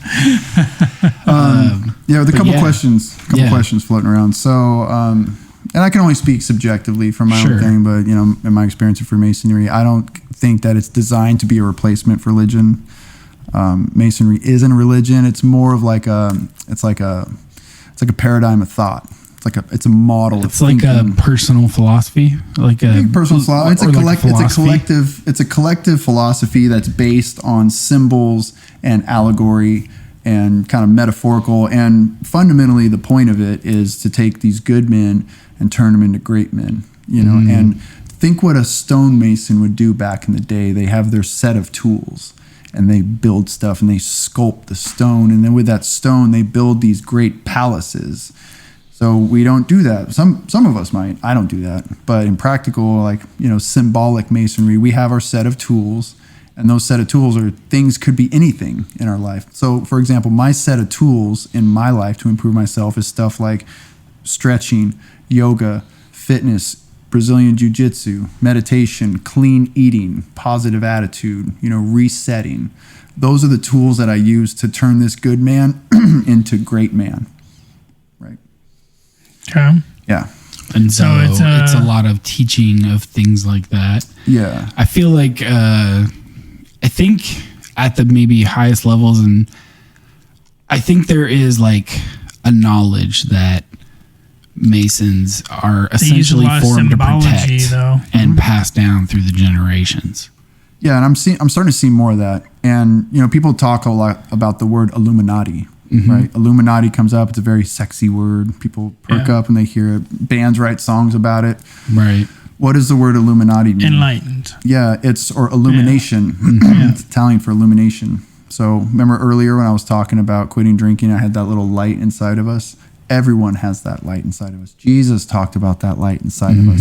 That's the awakening that we need. When Neo got unplugged from the Matrix, that was the symbolic representation of him finally being able to open his pineal gland or his third eye or that mindful chakra. That's what we're all going for. Yeah. And when you surround yourself with powerful people who have a similar mindset and a drive, and you can trust these people. And that's why it's kind of hard to get in the door as a local Freemason. I'm just a regular dude in society. They had to make sure that I was legit. So if I get in, that I'm going to be cool, I can hold the fort down and I can keep a secret. Right. Yeah. And so once that happened, then I am now accountable to society. So I also put subconsciously, I put guardrails in my life such as this. So I have a Masonic emblem on the back of my car. I make sure when I'm driving around town, I don't drive like an asshole. I'm not cutting people off. I'm not flipping people off. I don't have weird bumper stickers on my car. As long as you have that on your car, you are I'm representing them. Yeah, I'm a representative. Like I'm that dude, Yeah. And so it's holding me accountable, right? And so now that I have like my kids in martial arts, now I have to do martial arts with them, and that holds me accountable. So now I'm stretching every day, because if my kids don't see me stretching, I can't tell them. They're not going to do it. Yep. You got to walk the walk. I could talk all day. Don't tell them to do something. Do it with them. Teach them how to do it. 100%. Yeah. Like even Yoda was doing that with Skywalker. He was holding on his back. Right. He was out there doing the reps with him. Right. Yeah. It's a good analogy. Go Yoda. Any other questions about Masonry? No, I mean, not at the moment. I got a cool story I could tell. Okay. Let's hear it. Yeah, so I was in Ireland, and it was my last day. We drove back up to Dublin and getting ready to fly out. And I was with my wife and her sister. They went off to go do something, go get a drink. And I found the Masonic Lodge, the Grand Lodge in Dublin, Ireland. It's the oldest legally constituted lodge of free and accepting Masons in the world. Yeah. And I went on, it was like a Saturday, and I knocked on the door, and this dude opened up. He was about my age. At this point, I wasn't a 3rd degree Master Mason. I was still a 2nd degree. That's called a fellowcraft. So I didn't know all the secret handshakes, whatever. Dude opens the door, and I'm like, hey, what's up? And he's like, I'm Irish accent, right? He's like, I'm so sorry. We're closed today. He's like, I'm just the accountant doing the books. Come back tomorrow. I was like, hey, wait. I was like, I'm an American. I'm from California. It's my last day in Ireland. I'm a 2nd degree fellowcraft Freemason. All I want to do is just come inside and like talk to you and just like look at something. What's up? And he's like, whoa, you're a Mason, are you? And he asked me, he's like, confirm what degree you are. I'm a 2nd degree. And so he thought for a second. He asked me a question. He asked me a half a question. And I told him the second half of what the question was. And then he asked me the next part of the question, and I knew the answer. And he put out his hand, and I put out my hand. And then we looked at each other, and we just started making out hella hard. I was like, I love you. No, I was kidding. So he let me in, and I still remember his name was Luke. He was so trusting. He's like, this place was huge. He's like, I got to be in the office. I got to do some paperwork. He's like, go ahead and go down the hall, and there's a museum of all this ancient shit. He's like, just check it out. I was like, can I take pictures? And he's like, yeah, whatever you want. I was like, okay. So I went back there, and I saw a bunch of ancient stuff that's like normal people don't see. Then I'm in there for like a half hour. I'm like tripping out. I'm just blowing my mind. I don't even know what some of the stuff is. And so he comes in. I was like, well, that was tight. Guess I'll let you go and get back to work. And he's like, what? He's like, come with me, man. He's like, I haven't even showed you the cool part yet. I'm like, all right. So he takes me up the stairs, takes me up here, and he takes me into the room. That's where like the worshipful master meets. That's where the ceremonies go on. I'm not going to really go into what that room looks like. Checkered floor. And that's that iconic thing, and pretty much all temples are set up the same way. And so he let me sit in the specific orientations to the sun. And it all means something. And as you progress through the degrees, you start unlocking the beauty of that knowledge of what that means. It's beautiful. I think every single Masonic temple has the same orientation towards like the earth, like north and south and east and west. Like it's all oriented and so a specific way for a specific reason. So as you ascend, you learn more about the orientation, which gives you more and more ability to like understand. But it's everything in there. Everything is symbolic. Let me finish where this is going. It's about to get better. Yeah. So we had the day off, and I was being cool. He was being cool. He let me sit in the worshipful master's chair, and he let me bang the gavel. This is on the level of like showing up to the White House and sitting in the president's chair and like signing a piece of paper. And I asked him to take a picture. I got a frame. Next time you come over, I'll show you. I got a framed picture in my living room, and I'm sitting in the chair, and I'm wearing a black shirt that says Pantera on the front. I'm just like, what's up? It's G. So we hang out in there for a little bit, and then he takes me to these two other rooms. He took me into one room, and this is where the 33rd degree council meets of the Scottish Rite. And he says, he told me a lot about that, and he closed the door, and I got to see like what this room was like. And I was like, a lot of power. He couldn't even tell me what was going on in that room. Yeah. He knew. I don't know. And then whatever it was for the York Rite, the other division, there was some other big room, and there was a pipe organ built into the wall. And this is a huge building. So we kicked it for like an hour, and I told him a little bit about California, and we kind of shared our journey, and then I took off, and I left, and man, I was elated. I was totally just like riding on cloud nine. I came home and I went back to my lodge, and I told all the brothers. And do you feel like there's just a certain energy inside those walls? 100%, dude. You can, especially how ancient that land is, and how much it has how changed. Intentional and ceremonial and symbolic every single room inside that place is designed a specific way for a specific reason. So like, do you feel like an energy shift when you go from like room to room, from like the museum there to was a vibe, the temple to and I can tell you the room with I forget which one was which. One of them was like, it was like a super dark room. That one was crazy. And I can't really explain it any further than that. Sure. Yeah. But it's cool stuff. So I do Freemasonry for those reasons, and also look forward to I got a lot of questions. I got a lot of questions about deeper stuff. I feel like I was born and raised in the Christian church, and I finally got to a certain point where I wasn't getting enough. Like the Bible wasn't enough. Jesus wasn't enough. Like Jesus was not answering the questions that I had. Right. He did when I was a child, and I get that now, but I have so many more questions. And I think that the only way I can get to the bottom of these deep underlying current questions is through knowledge of Freemasonry, or perhaps studying stuff like the Nag Hammadi or Hermeticism. Hermeticism and alchemy and esotericism has really been calling me a lot lately. And a lot of that stuff is really making sense because it ties into Jungian psychoanalytics. I've heard that the roots for Masonry go back to Egypt, or at least that Masons believe it too. That's cool. You heard that. Is that a question? Well, I mean, it didn't sound like a question. Can you confirm, or do you nah, that's bullshit? Well, I mean, think about it this way. Masonry not only has an influence to project its symbolism into all of society. For example, look at the government's court system. Like when you go to do jury duty, I look around that room and I see Masonic vibes everywhere. The street layout in Washington, D.C. Just like that. Or the Pentagon. Well, everything, a lot of the modern world is built on Freemasonry handiwork, and they're like... Well, they have like the compass and square, in the street layout. Of Look at the Gmail logo. The Gmail logo is a Masonic apron. Right. So these things a lot of like modern architecture and design was founded on those principles, or done by them. Who have that symbology like within them. Yep. like you can see it in everything. I've seen a lot of videos where they compare like Freemasonic stuff, work or ideas, and then they show the layouts in modern society. Well, I'll say this too.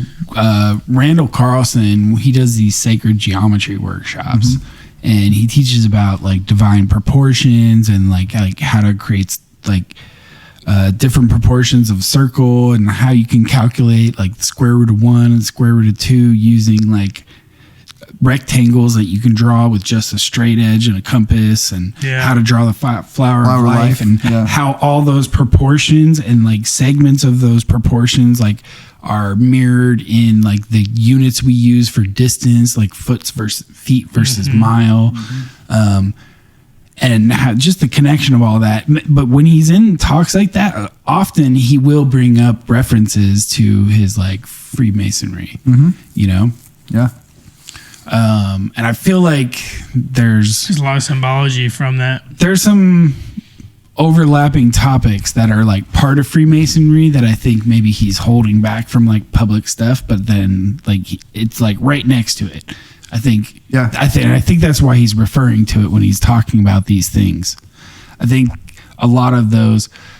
So like when he does the sacred geometry stuff, he talks about using a compass, and you draw a circle, and that is supposed to be like the creator, like the singularity, and then you layer on top of it. You take the needle of your compass and you put it on the edge of the circle, and then you draw another circle, and now the two centers of those circles are linked together, and the slice out between them has a specific proportion that embodies the golden ratio.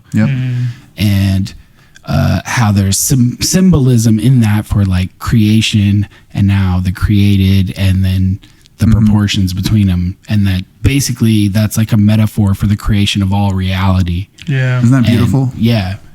And that you can use those proportions to then build out and like design your temples, scale it up all the way, design your artwork, set up the proportions in your music. Like and all this stuff is applicable to life itself. It's no surprise you see these types of geometric sequences in religious symbology. For example, when you're talking, I'm thinking of the Star of David. So imagine your mind like the flag, and it's got the blue Star of David is basically just two triangles that are intersected, which now create a 6-point star. Triangle. It's a 6-point star, right? Which is like one above the pentagram. The religious order. Which you can create by drawing around a circle. Yeah, you can. With the compass and then connecting the dots, you get the Star of David. And what's on the very inside of those two intersecting triangles is the pentagon. Hexagon. It's a hexagon. And I want to talk about hexagons for a moment, because that singular shape has been tripping me out for months. You know, we see it in honeycombs. Where else do we see it? We see it on bathroom floors a lot in tile patterns. Maybe it's because they interlock so easily. In general, because they do interlock easy. It's easy to create repeating. I feel like when you see a fly's eyes, you see the perspective of what a kaleidoscope on a fly's eyes. I feel like those are those. I feel like every time I see three-dimensional, like a fractal, hexagonal, structure. So what's up with a hexagon? Is there any type of like esoteric significance behind that particular shape? Have you ever seen that YouTube video by CGP of Grey? Hexagon is what, 7? Hexagons are the Bestagons. 7, right? No, 6. 6. Septagon is 7. Yeah. Hexagon. And pentagon is 5. Yeah. Okay. Yeah, so 6. And then it's repeating. They interlock, but I forget it's a certain angle.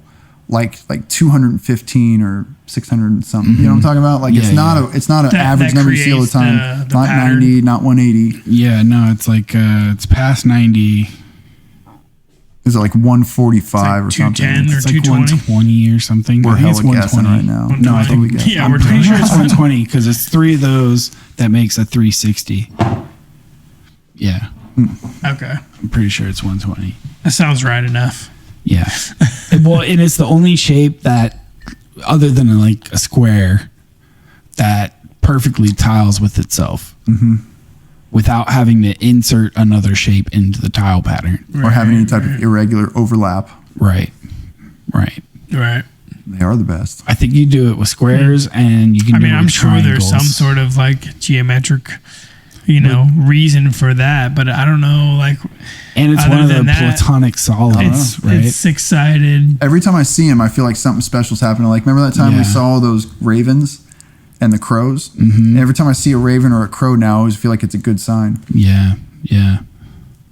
The messengers of the underworld. That's my kind of animal. They hang out with Odin. Yeah. No, they actually call him Woden. Oh, really? Yeah. Oh, really? Is he like a woke wizard? It's like later, but woke. it was closer to like Woden. Is that, yeah. Oh, interesting. What's up on some emails? Yeah, we'll check that in a second. I think we're actually ready for your last song here. We're at an hour and 35. All right. You want to introduce song number 3, Mr. G? So this is me showcasing my rap abilities, whatever that might mean. So this is from Moon Witches, another album that my daughter named. She named it Moon Witches when she was like age 3, and she's on the cover of this record, and she's just great. And so this is with my homies Tony Snow and Tristan. He goes by 5150, and they have a side project called Shadowgate. And Shadowgate's awesome. I'll probably give you a link if you guys want to check out their music. You guys Shadowgate's been around since I was in high school. Since we were in high school. Yeah, there was a third guy who actually, we all saw each other yesterday for the first time in a really long time. We're in the process of working on a new side project together, me and these 2 other guys. Yeah. And we're going to, as of right now, we're going to call it Minor Third. It'd be kind of cool. So, so this song is called Sink a Ship, and I'm just talking about just weird, dark, occultic shit.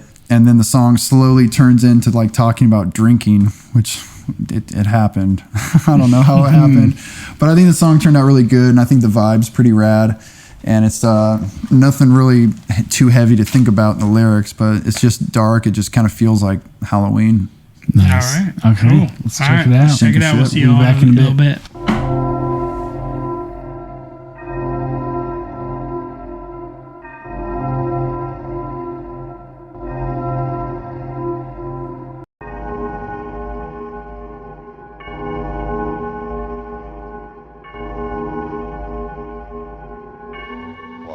Hello, beautiful. Those surfers from the sea without a fish.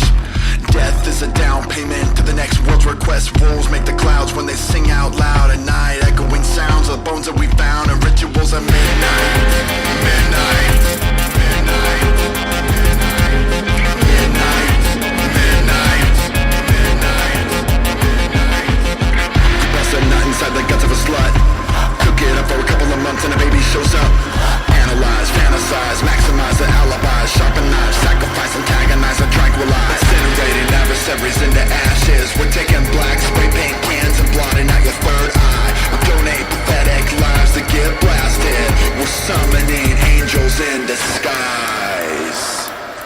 Jack Sparrow of hip-hop, a gold mine. Stack arrows and flip-flops and throw 9. I dope rhyme on coastlines, I know I'm Mad Pharaoh with 6 thoughts and no mind.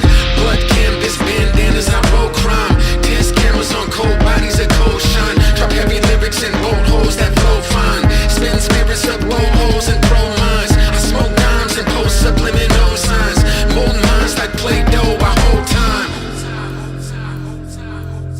Those surfers from the sea without a fish. Death is a down payment to the next world's request. Wolves make the clouds when they sing out loud at night. Echoing sounds of the bones that we found and rituals at midnight. Midnight. Midnight. Midnight. Midnight. Midnight. Midnight. I wander the ocean and dive for dividends. Excited like I'm high on Ritalin. Ride in the tide till I'm high on Oblivion. I hit the prime meridian, give me cash and stacks in the London sun.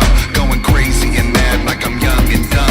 Getting high, too buzzed and drunk. Catching me steadily and heavily, sipping on a jug of rum. Taking shots till I'm dizzy, going overboard. Below the surface on the ocean floor. Till there's no wind in my sails, I'm smoking more. At least that's what I'm hoping for. There's a chronic state when I'm off the dank.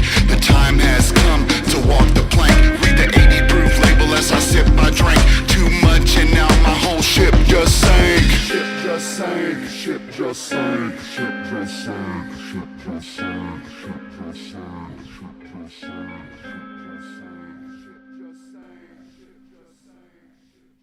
Welcome back. All right. So, Very nice. yeah, those are my homies. I like that beat. that was Awesome. Yeah, Tony Snow did a lot to that. So I did the I did the preliminary, and this is how Tony and I write. So I'll do the preliminary production on a track. I'll write it on. I typically write on piano. We get a baseline production. I'll shoot Tony over a demo, typically with like a verse in there, and then he'll get it, and then oftentimes we'll send him the stems, and he'll kind of reverse engineer when I put together the demo, and he'll chop it up, and then he'll just like rebuild the whole thing in a whole new direction. And well, we'll put a link to Tony's music in here if you guys really should check it out. His music is amazing. It's wonderful. It's beautiful. It's profound. Love this guy like a brother. But his music is very positive. Like his solo stuff is very, very positive, and mine is very, very dark and very like mystic. So I always joke around that we got Snowman and we got G-Man, and his music is sunshine and mine is moonlight. I like that. You guys need to do you guys have a lot of collabs? Me and Tony, Yeah. and Tristan, yeah, we were in a band together, and you like, guys are working on something now too. yeah, we got a new project where we're putting together called Minor Third. They had Shadowgate back in high school, and then after high school, we started a live band called Question Authority with a bunch of dudes, and then and Tony and I have just kind of been helping out on each other's albums. So Nice. Shadowgate, you'll see me on a Shadowgate's album, like doing vocals or playing guitar. Tristan's got a side project called 5150, so I play guitar on a couple tracks for that. So we hang out, we share stuff, and Oh yeah, just do it for the fun. that's awesome. And it's tight too because Tony's got a studio at his house, and nice. so I got into being a producer too. So when I go to Tony's place, his shit's way more higher level than mine. So not only is my friend, but he's like a musical mentor. He's like an engineer. He's like an engineer. So when we hang out, I'm asking him questions, and like he'll be at the DAW, and I got my binoculars on, and I'm like, "What's he doing? What's he working on?" Trying to figure out. He's like, "Get over my shoulder, G. Your breath stinks like coffee." Dude, he hired me once to record a song for his daughter, and I was like, why are you hiring me? Like, you could do this. But Was that the one when you like your computer crashed and you lost the whole session? Yep. That sucks. Damn. Yeah, it was bad timing for that. Damn. It was right. Yeah, I got a hard drive crash, and I was able to recover, and I got all my stuff back except a handful of things were corrupted files. And that was one of them. And that was one of them. Did you have to like redo the session at cost? Yeah. Yeah. Yeah. But he's cool about it. Yeah, no, he was super understanding, but I feel like it just wasn't the same the second time either. We had some great takes the first time. Yeah. Dude. Yeah. But that's just the thing that happens in music, right? Like you get a certain take and it's just the right one. Yep. And you don't want to mess with it after that. So if you have to redo it after that, it's kind of heartbreaking. Yep. Yeah. I can see that. Yeah. Damn. So why don't we do some tarot? Let's do it. Yeah. You had mentioned you wanted to pull one, so. This is the Rider-Waite deck. Is this the deck that I got you? No. I Is got this you the one- the Dark Woods one. Yeah, Dean got this for us in the show. Yeah. Can we mix them up? after- So what I want you to do is to essentially like meditate for a little while. I want you to like put an intention into the cards, like ask a question that like if there was something you could like put out to the universe and get an answer back that you're willing to share on the show. Put that sort of question and intention into like your meditation, into the energy you're putting in the cards as you're shuffling, and just shuffle for a while you're focused on that thought. And then at some point you'll be like, all right, stop. You'll just feel the need to stop shuffling. And when you feel that, stop shuffling. Okay. And then we'll go from there. And it doesn't necessarily like rhetorically, it doesn't have to be a question that ends in a question mark, right? Sure. It could be a thematic like system. I would like to have a question know about. something about this or that, right? And like It could be pretty based open. on what you ask, like you'll essentially have to interpret the meaning and the themes and the symbols in the card to that. Derive So the meaning. in a lot of ways, like some people see it as a psychological process where you're essentially putting something out and then your mind is interpreting an answer, right? Yeah. But some people see it as, no, you're kind of communicating with something else. And I don't know what Okay. your perspective is, but either way, like you're just going to meditate, you're going to put some intention into it and like focus on a thing you want to know about. All right, check this out. Who was the lead hairstylist in the 1984 Los Angeles Olympics? Answer is Vidal Sassoon. All right. So I think I know what direction I'm going to go in. Okay. And it's not going to be Vidal Sassoon. So in the meantime, do you have a quote there? no, I just pulled out this and I'm going to read it. All right, let's do it. Everything happens in such a way as you are formed by nature to bear it. If then something happens to you, do not complain, but bear it. Remember that you are formed by nature to bear everything, and that it depends on your own opinion to make it endurable and tolerable. By thinking that it is bearable, then it is your highest interest and is your duty to do. Huh. So, yeah. It's saying basically if there's something happening to you, it's because nature wants it to happen to you. It's because you're capable of handling you're capable of handling it and bearing that toll. And so rise to that occasion. Ooh. You see that? That cut the deck with one hand. Nice. I'm left-handed. I'm like super left on it. Let's see if we do it right hand. It's getting tricky, fellas. I don't know about that. I got it once Doing with my some left fancy hand. shuffling here. That's some David Blaine. Yeah. All right. I think I have my question in mind. So do I pick the card? So you're going to cut the deck into 3 piles and then pick them up in a different order than you put them down. One of them is going to be a private pile. Okay. Remember Full Metal Jacket? I didn't watch that. Neither of you guys got that joke? No, I didn't watch that. The main character in the first half of the movie is private pile. Okay. Because he's in the Marines, private. Get it? I got it. I'm picking them up in an odd order. Yep. And then once you've picked them up, you are just going to draw the top card.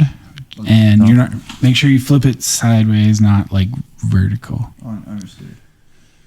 All right. All right. And so you What do we picked got? up upside down. Upside down. You got reverse. It's opposite day. Dude, we're getting. Is it the Empress again? But we are getting repeats. This is the 4 of Swords. Yeah. We had this. So here's what I want you to do. I want you to just stare at the card. Can I show, Take in the can we show our artwork. friends? Oh, yeah. Show our friends. I'm going to pull it up on the browser, too. Upside down 4 of Swords. So take That's a look pretty at metal, upside down swords. Yeah. That's sick. So take a look at it and see like what symbols do you see in that. Think about it and think of what those symbols might mean. You can talk through this out loud. Like, what are you seeing? Like, obviously, there's 4 swords in there, right? Yeah, we got 4 swords. We have a stained glass window, and it looks like a higher person holding down something to a lower person, like a priest giving someone a gift. That's where the light's coming in. And then there's a casket with a person laying on their back with their hands folded across their chest. The person in here kind of slightly resembles Joan of Arc. Kind of looks like a female. Short hair. Masculine, but maybe feminine. A little androgynous. And there's the final sword. So there's 3 swords above them. That could represent the Trinity, the Father, Son, the Holy Spirit. It also could represent the 3 divinity points within ourselves. We have our There's mind, our one body, being and our spirit. laid on. And then there's one within them. So it could be the ground. All right. So let me read some of the meanings here. So the 4 of Swords reversed meaning. The 4 of Swords reversed suggests that even though solitary contemplation can be a great pleasure, it should be balanced with appropriate interpersonal communication. Isolation in this situation can, in some cases, be counterproductive. It may be necessary to seek help or counsel to intervene with an energy-draining pattern. Try to supply yourself with enough human contact, preferably of a therapeutic or, at the very least, a supportive kind. So if you get stuck in an emotionally painful position, you will have a safety net in place. That's great. Should we reveal the question or the intention? Yeah. So what was the intention you put into that card?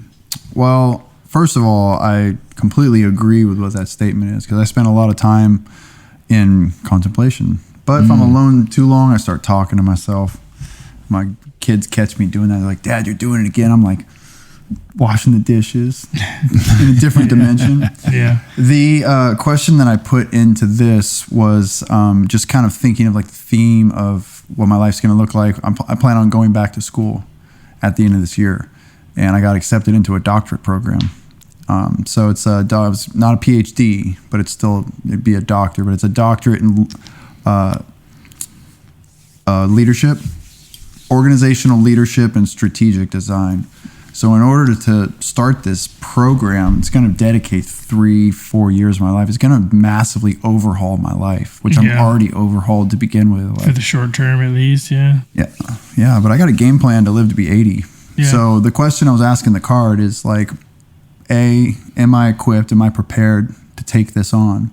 Am I ready for this journey to begin? And what skills and tools can I need to equip myself with in order to be successful? So that seems like a very relevant answer, especially in the reverse position. So this is saying, like, be careful about going too deep into yourself. Like, you have to focus on being interpersonally connected. Yep. And like that is going to be the key to you getting through that part of your life. Maybe I need to lay off the mushrooms when I go back to school. That's what it's telling me. Could be part of it, but you never know. I am very blessed, though. I have a very, very rich social life. I have a lot of very deep friends with close connections, and they say like if you look at your phone, how many people would pick up. And I got a lot, and I'm so grateful for that. And I am the man who I am today because of the people that I've selectively chosen to have in my life. Be around you. Yeah, some people have chosen me, some people I have chosen, and some people I've chosen did not choose me in return, and I had to let them go. And it's just the nature of things. As we grow, we interact with certain people. I heard this quote earlier. I forget if I said it to you guys earlier today, but the quote says, "You can't change the people around you, but you can change the people around you." You get it? Right. Yeah. Right. And so when I am, all back to drinking, that's like the biggest component of, why I'm doing all this. When I stopped drinking, I had to make decisions, and I had to stop hanging out with certain people. And certain people purposely weeded themselves out of my life. They didn't like the type of language I was using. I'm talking about getting serious about recovery. I'm talking about accountability. I'm talking about setting specific, measurable, attainable, and realistic and timely goals. Right. People don't like that. And guess what? Then they can go do their own thing. Yeah. I mean, that's just I feel like this kind of hits the nail on the head with that. Yeah, absolutely. Totally. Very cool. Thank you for that, Dean. Yeah. Very cool. Tarot's pretty cool, man. It really is. See if any of those symbols pop out to you. But this book basically breaks down all the symbology built into the tarot deck. Oh, these are all symbols within the image. Yeah. Yeah. Okay, the mosaic, puzzle, positive, working through experiences and getting them into perspective, solving puzzles in life, recognizing patterns, detailed knowledge, negative, fragmented memories, suppositions, figments of the imagination. That's a lot of me, man. I'll tell you that. Dean knows. I'll call Dean in the middle of the night once in a while. I'll be like, bro. And he'll be awake. Yeah, he's up late. Yeah. But yeah, he knows he can go. Yeah. If you got eyes to see, you can find symbolism everywhere. And that, like with Freemasonry, I started seeing a lot of symbols in the world. Yeah. And then I started smoking DMT. And then I started seeing the real patterns. And I started seeing that everywhere in the world. And it's like, when you look behind the curtain and when you peek and see that stuff, you can't unsee it. And it's not necessarily a bad thing. Can we shift to that topic now? Because that's another thing I really want to talk to you about. Yeah. First off, Drew hasn't heard about any of your DMT experiences. Yeah. And second, you owe me a story about the Amanita muscaria. Yeah. Let's talk about the Amanita muscaria first. Okay. So I got some mushroom chocolates from somewhere in my neighborhood. And I was talking to the guy, and I was like, hey, what's with the regular stuff? And he's like, no, we don't have the kind you normally get. We got these 2 other brands. I'm like, well, which one's more hardcore? And he's like, oh, this one for sure. So I was like, yeah, give me that. And so bought 2 boxes. They have 4 grams each in the box. And they're broken up into 10 little chocolates. And so the guy's like, oh, hey, he's like, do you know what you're doing? I was like, yeah. I was like, I hella know what I'm doing. I was like, I do this all the time. And he's like, well, he's like, I know the dude who made these. He says, this is the Amanita muscaria. And I was like, oh, really? And he's like, yeah, watch out. He's like, it's pretty heavy. And I was like, yeah, whatever, man. So I go in my car and get home, and like the first thing I do is I eat 6 out of 10 of these chocolates. So I don't know how to do the math, so I don't know what 6/10 of 4 grams is, but I guess it's probably about 3.25 grams. Pretty close. 3.5, I think. Yeah, 3.5 grams. close. Though that's not a heroic dosage, but that's a pretty medium strong heat on the stove. Well, especially because if you weren't expecting that, right? Oh, wait, Yeah. the whole thing is 4 grams? Yeah. Yeah. And I ate 6 tablets out of 10. So, Yeah. and I That's ate it on an 3 empty grams. stomach too. So go me. I was thinking to myself, I'm like, I'm just going to lay on the couch and read this book. It's going to be awesome. It's going to be hella chill. I went to Pete's Coffee and got a coffee to go, and it's all ready. And I sat down on the couch, and it was not like any other mushroom experience I ever had with the cubensis or the psilocybin. Like, it immediately felt like DMT. So when you first start hitting in the DMT, you get this fractal design, and it looks like the world is made out of layers and it blocks. starts vibrating. Starts vibrating. You move. It was like that, and it was diamonds. And I held on. I was like, whoa! I was like, this is really intense. So typically, when I'm cycling on, I eat about 1/8 of mushrooms every week on Thursdays late at night, and that's when I do my stretching. That's when I do my meditating. That's when I write shit like Rapid Cube. And fortunately, I was alone in the house for a number of hours, and I just held on the couch, and immediately I felt myself going into what I call the kingdom, the DMT kingdom. It's like the kingdom of God. And so because I already had that experience of that psychedelic level, I was like, oh, I know where this is going. Cool, let's do this. But with DMT, you close your eyes, and 5 minutes later, it's over.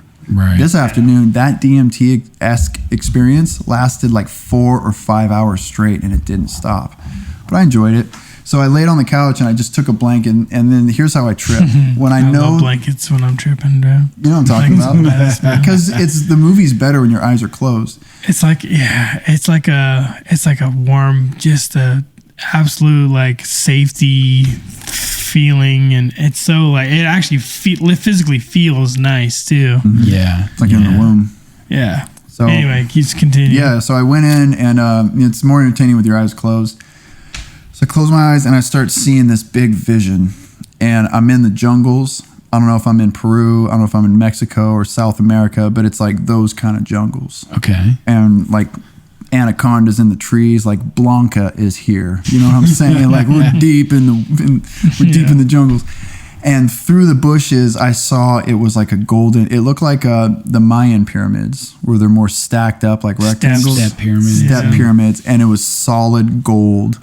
And coming out of it, I want to bump this microphone. So coming out of it was this, it was like a praying mantis, and it was huge. And it looked like it was made out of those big metal plates that the Transformers are made out of, big fractal shiny metal plates. And it looked down at me with extreme power and indifference, complete indifference. It was not malevolent. It didn't care what I did, but it was like, all right, here's an example. Imagine you're standing on like a path, and all of a sudden a really fast train, like a hella fast Amtrak, zooms past you, and it's like 7 feet away. And you're like, it's so loud, so powerful. Yeah, this vibration. moving metal, like that's the feeling I got. Like this thing could fuck me up, but I'm safe as long as I don't move.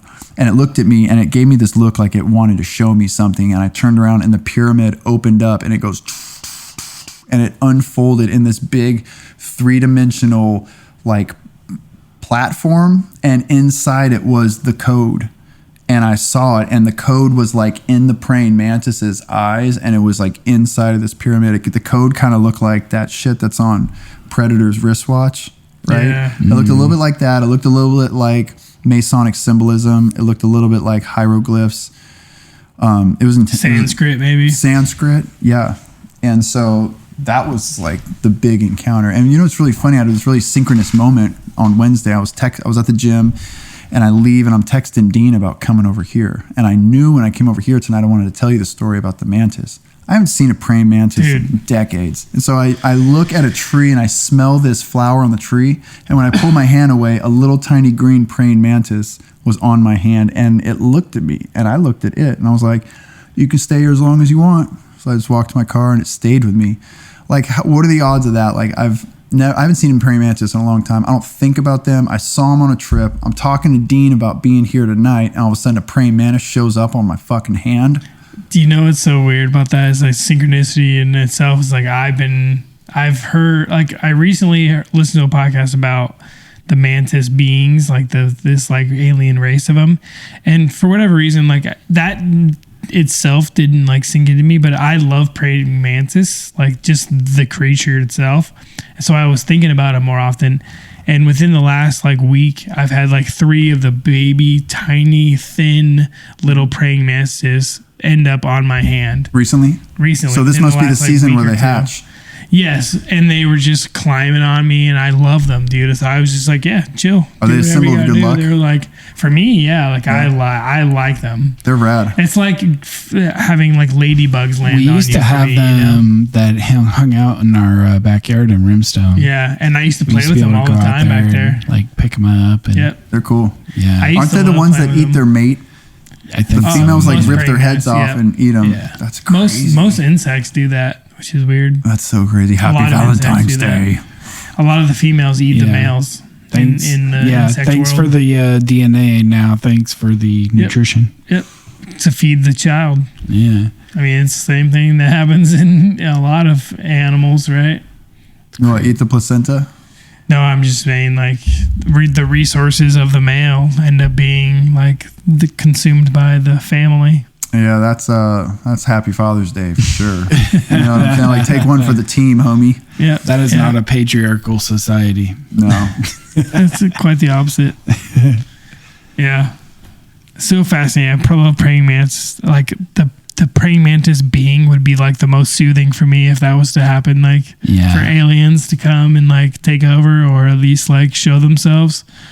That would probably be the most comforting like visual for me. The praying mantis. It's a popular archetype. I like the praying mantis. Like scary. UFO encounters. That's wild. Yeah, insectoidal. But also in hallucinogenics. Yeah. Which is cool and interesting. Yeah, that's the crazy thing about DMT more than anything else. Like, that's the only drug where I feel like it's self-aware. And Dean and I read a book about DMT entities, and as I've gone through with these multiple experiences, I've seen so many commonalities. Like, I made a list of things I've encountered. I've seen the serpent, and people have spoken about the serpent as the guardian of the threshold. And that was the first thing that I saw. And I felt like it examined me like it was a test, and I passed the test. Yeah. And then after that introduction with the serpent, that's when I started having the deeper breakthroughs, and that's when I started going into that room that I call the kingdom. And it looks like a 3-story Home Depot, but it's a big fractalized geometric or geodesic dome. It's made out of all these different colors. And there I saw this other one that was called, I call it the stretcher. And it's like this body, and it gave me, because I'm big into stretching, and it showed me this proper technique for stretching, and I've been doing that ever since. And that's what's unlocked. And I feel like it has these gifts that it wants to give us, things that show us. And also, one other thing, a very consistent theme I've had for every single trip is I call it the car wash. And after I meet the entity, it floats away, or it leaves, or dissolves, or sometimes enters into my body. And then all of a sudden, this big washing device comes down, and it soaks me, and it brushes me. And as I've had more and more trips, the cleaning process gets very, very clean. So the first time it happened, the serpent, basically, I was like inside of its body, and it was like in a womb, and it like pushed all this water or like amniotic fluid in through my mouth and down into my lungs and my stomach, and I was barfing it up, and it was all black and brown and murkish. And the more I did that process, the cleaner it got, and it started coming out as blue. But my vision around me was still real murky. And these later ones that I've had since then, and as I began to clean my heart out and change my diet, it's getting a lot better, clean my brain, I'm getting clean. And like the last one I did, it looked like these big, those big wheels at the car wash, or like a sand big brushes like those. Yeah, it was going against this glass and agitating, like, and it was buffing it out, and it was so crystal clear. It was clearer than anything I've ever seen with my human vision, and I was seeing so clear into it. And it purifies, and then it just kind of floats away, and you open your eyes and you're back. Another big common thing I've been seeing in multiple trips are what they call the self-transforming machines. And to me, they're like Legos. And I really do believe that that's where the idea of Legos came from, because I wouldn't doubt you it. 100% see it. And they're traveling together like a zipper. And there'll be two of them, and they'll come and they'll perfectly connect and intersect, and they'll zip up. And what it'll do is that zipper will bring closer and closer and closer. And I'm getting closer in the smallest spot where I can't fit anymore. And that's when you break through. You see that, or sometimes you'll see gears, like thousands and thousands of these like hyper detailed gears and wheels and mechanisms, and they're flowing together so smoothly. It's like syrup dripping down a plate. It's that smooth. And those small like gears, most satisfying. it's very satisfying. Like those videos you see, it's just like that. And they're multicolored. There are a lot of blues, reds, deep purples. And those small gears are making bigger systems of bigger gears. And it'll show me, and it'll say, this is how the universe is created. And I think of all carbon-based creatures on Earth have this code within it, this sacred divine code that's coming from some other side. Yeah. And so you peek behind the curtain and you really see that there are layers of reality that are within and below our surface.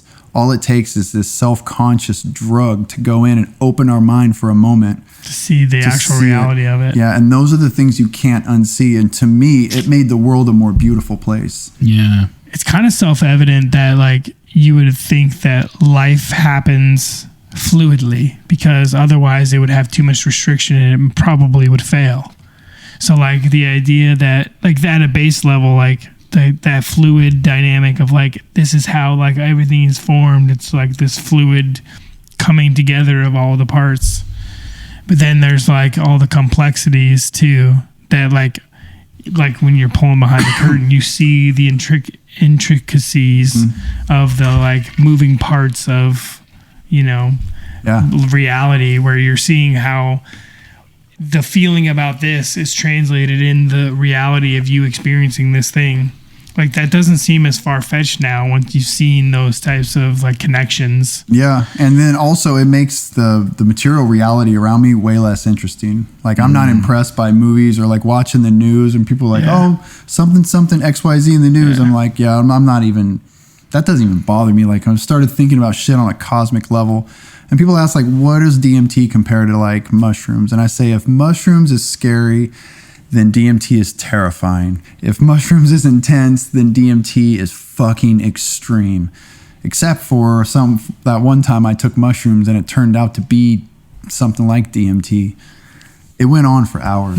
I had a very deep and compelling revelation, like crushing amounts of revelation that just destroy your ego and make you realize like our problems that we experience are completely not only just self-inflicted, but they're very subjective. And the universe, as powerful it is and as beautiful and in control God is, they don't care about that. There are mechanisms of destruction and mechanisms of evil that is purposely designed into this code. Just like how certain things are designed to decompose in nature in order for it to grow back up. We do that same thing in our lives, but people are so self-absorbed. They're like, well, why did my child die of cancer? Yeah. God is wrong. It's like, no, your child died of cancer because that's part of the big picture, and God is beyond good and evil. God allows evil to happen because that's part of the equation. You got to break an egg if you want to make an omelet. This is where my the simulation sort of analogy comes from, because like that was part of my communication with the living orb on my DMT trip, was receiving like an extended, drawn out analogy of like a video game to the universe and the afterlife, right? Is that you sit down to play that video game. If you sit down and you turn on a video game and it's impossible to die, every single time you sit down, everything goes perfect for you. Like, that's not a game anyone wants to play. That's an automated sequence. Lose. Yeah. That's fucking animation, right? Yeah. Like, that's not a game. Where you know the ending too in the beginning, like you log in and you're like, oh, I already know that this is you put up Mario 1 doing it then. Yeah, you put up Mario 1 on the on the NES and do and you go to the right. If you forget to press jump, you're gonna run into that very first Goomba and you're just gonna bloop die. You just spawned in. You were just born. You were an infant. Right, that's the common thread of the human race. We've all done that. Yeah, that's but the one thing we have in common. If you can't do that, if you can't hurt yourself, if you can't like experience tragedy, risk and within risk. the video game as that Mario character, you die right away as a freaking infant. That's a tragedy, right?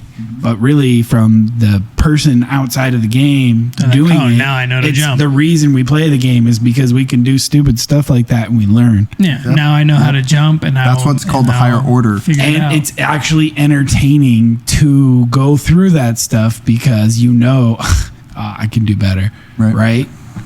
Yep. And you laugh at yourself when, you know, if you have a good humor about it, or you rage, right? Yeah. And then rage quit. You rage and you let the fact Bottle that it you're up. failing get into your head, and so you just start getting worse and worse and worse at the game because you're so uptight. Yeah. You know, like both reactions are possible too. Yeah, and Yeah, one's healthy and one's not. yep. But anyway, it's a thing you choose to do. Like, you choose to turn on that Mario game every time. And every time you die and you restart again, you're choosing that. Like, you're in control of the fact that Mario keeps dying here. All right, Just so like you're where in does- control of this life that you're incarnated to. And there's still And you're here meaning for a behind reason. it. And the darkness is part of why you do it in the first place. Engaging with the duality of yourself, like engaging fully with who it is that you are, is the, you know, quote unquote cheat code to Well, that's where I wanted to jump enjoying in. the game. Where does a game genie fit into this analogy? That's all the skills. That's like learning magic. That's learning Freemasonry. That's the learning- psychedelics. The psychedelics are the cheat codes. Yeah. Like, there's ways that you can sit in and like change the rules to your liking. Yep. Like, it's totally within your power. I used to walk through life and I felt like I was a victim, and I felt like a lot of my problems were other people's fault. And then I realized that I was just acting as a secondary character in my own play. And so once I reversed my order of what my responsibility in this act is, and I feel like I'm in the third act of my life, right? And I made myself the director, and then I made myself the executive producer, and then I made myself the lead star, and then I made myself the composer of the soundtrack. So I vertically integrated all the channels of my life by taking full control and full responsibility of every single decision, and also created a sense of emotional autonomy, where I don't need to be codependently dependent on my wife for validation. I don't need other people to constantly be validating me to know that I'm a shit. I know that because I wake up every day. I'm born again. That's how we do it. I get up, I do my push-ups, I make my bed, I make it happen. Yep. And I wish more people would stop blaming others for their problems. Yeah. And it's like having blinders on, or it's basically kind of like staring at your feet when you're supposed to be looking forward. Yeah.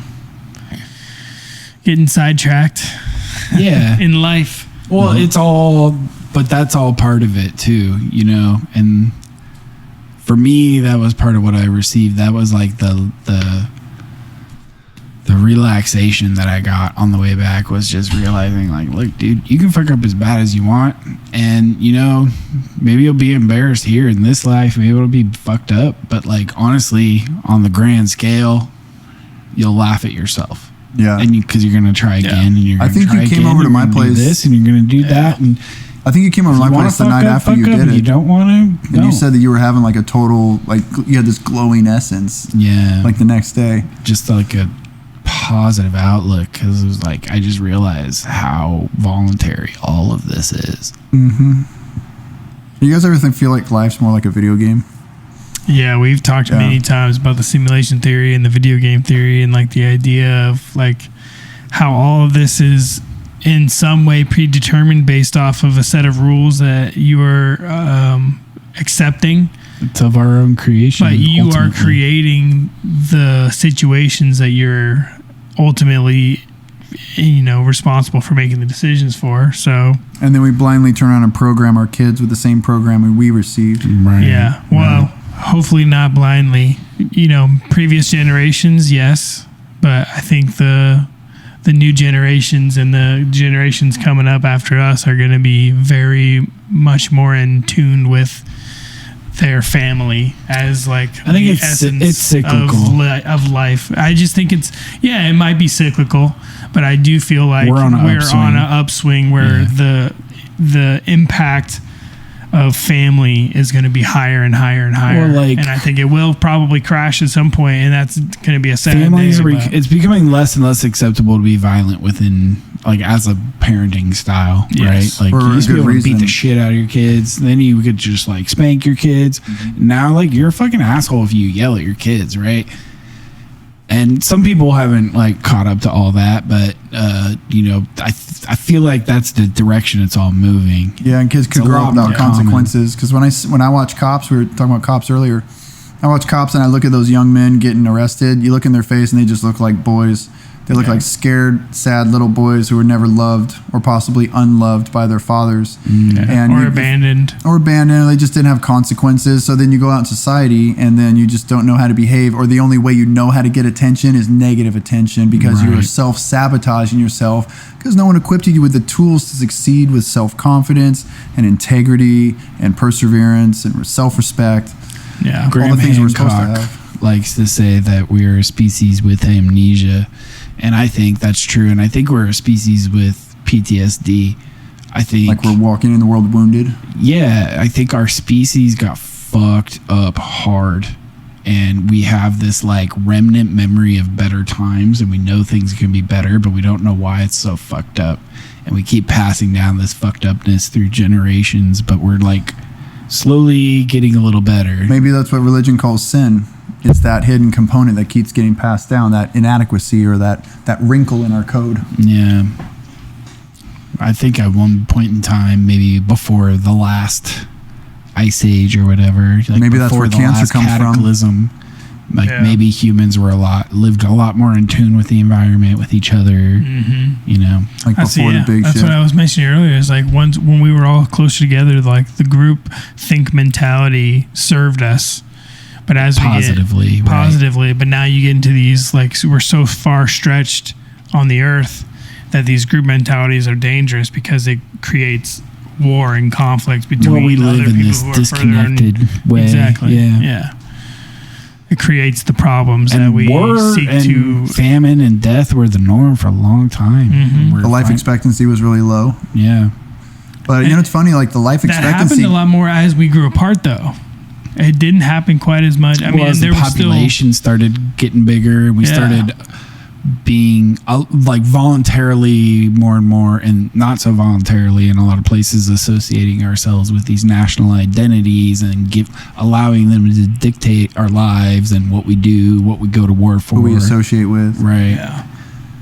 Even what television shows we choose to watch. Right. It's wild. People allow their ideologies to permeate everything. It's like our lives are stained by the color of our thoughts. Yeah, the majority of people, like, they watch a certain news channel, they watch certain shows, and their entire world is like Dictated by the Dictated by social that norms point of of what view. group they want to associate with. And at that point, the system is won.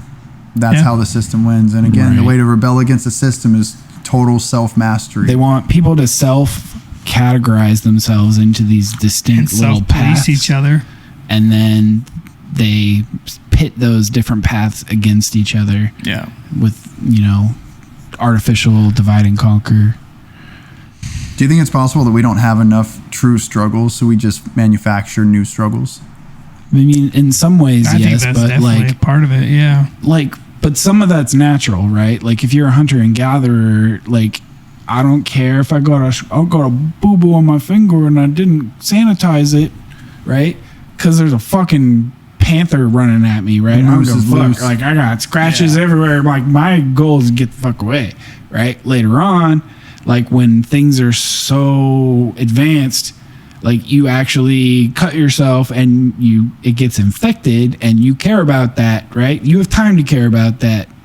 Like the types of things you can put your attention to evolve, Changes, yeah. and they're less serious, but that doesn't mean you shouldn't address them. They're still important.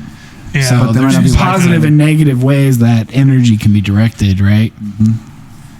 Yeah, there's a certain level to it. Like you can't just completely ignore physical reality and your circumstances just based off of that. Like we should Yeah. continue to strive for better, but we shouldn't let that striving for better become like striving for perfection and control of others and control of circumstances. There's a thought about that, and you're talking about virtue and vice. So virtues can be good to enhance our lives and make us better people, but any virtue taken to an extreme becomes a vice. Right. Noam Chomsky talked about that, like the Puritanism in America is like fascism without violence. Right.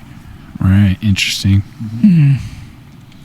All right, well, I think we went over, about done we're here. About 2 hours and 20 minutes in. Wow. Yeah, I think the only thing we didn't do was the emails. Oh, yes. That's All right. true. So there was an email that came in this week, Drew. Did you see this? I did not see it yet because my email's not working right now. I got it. It's from Moose Canoo, who we've heard from before. The subject is a thought on psychedelics and the subconscious. Okay. It says, the perceivable consciousness operates on a liminal level with a huge chasm of absolute darkness beneath it. We don't have a lamp bright enough to see what's down there when you close your eyes. That's when psychedelics come in to illuminate your pathway into the subconscious realm of the self.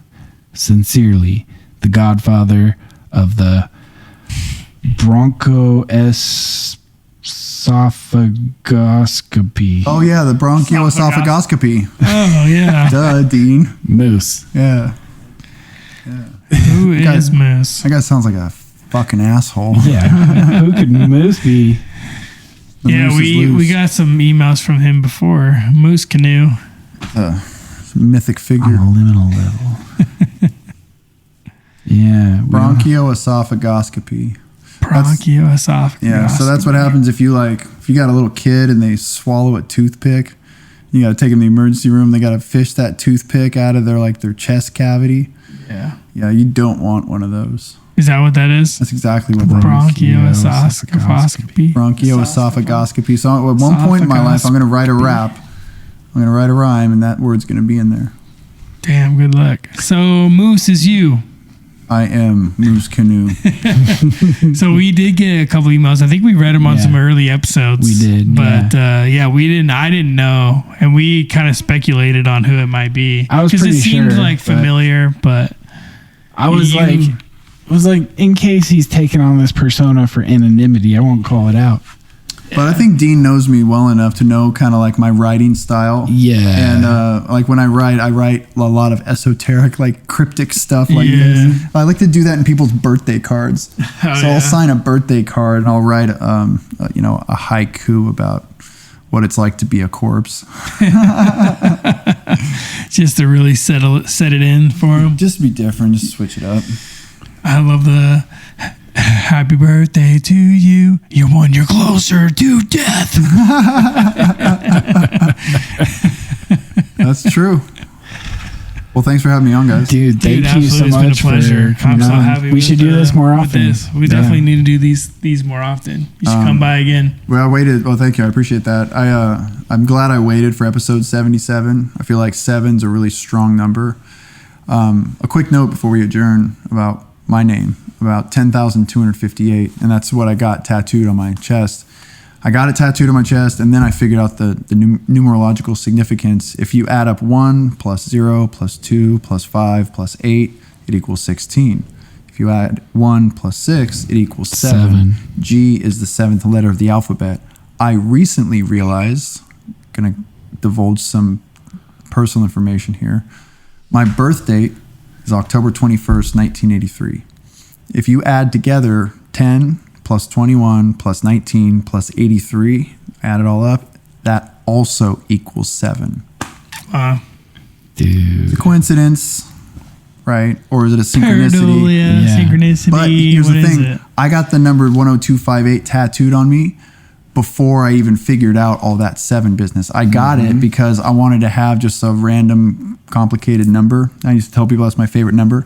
And I chose it because my first favorite radio station as a kid was KSFM 102.5. And now I've been telling people, what does 10258 mean? It means I score a 10 out of 10, 25 hours a day, 8 days a week, bitch. All right. On that Hell note. yeah. Cool. Appreciate y'all hanging out with us this week. Thank you, G-Man, for hanging out with us and Fuck yeah. Thanks, fellas. conversing.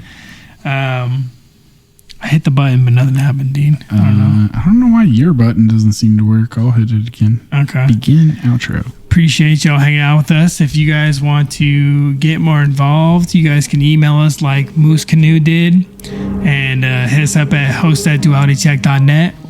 Once I fix my email, I will also be able to read my emails, but I cannot right now. But Dean is on it. As far as right now goes, if you guys want to watch the episode here with our cameras on, you can see all three of us talking. Yep. You can check us out on YouTube and Rumble. You can like and subscribe. That'd be very helpful. We would all very much appreciate that. Help spread the word on Duality Check. You guys can rate and review on Spotify That and helps Apple us get Podcasts. exposed to more people if you do that. So yeah, Very much leave appreciated. a review on iTunes. If you guys want all the comments links on Spotify. Yes, please. If you guys want all the links and, anything that we referenced during the show, you guys can check out our website, dualitycheck.net. Everything's there. Mm-hmm. And, we appreciate y'all hanging out with us for another week. Yep, and we'll see you next week. Adios.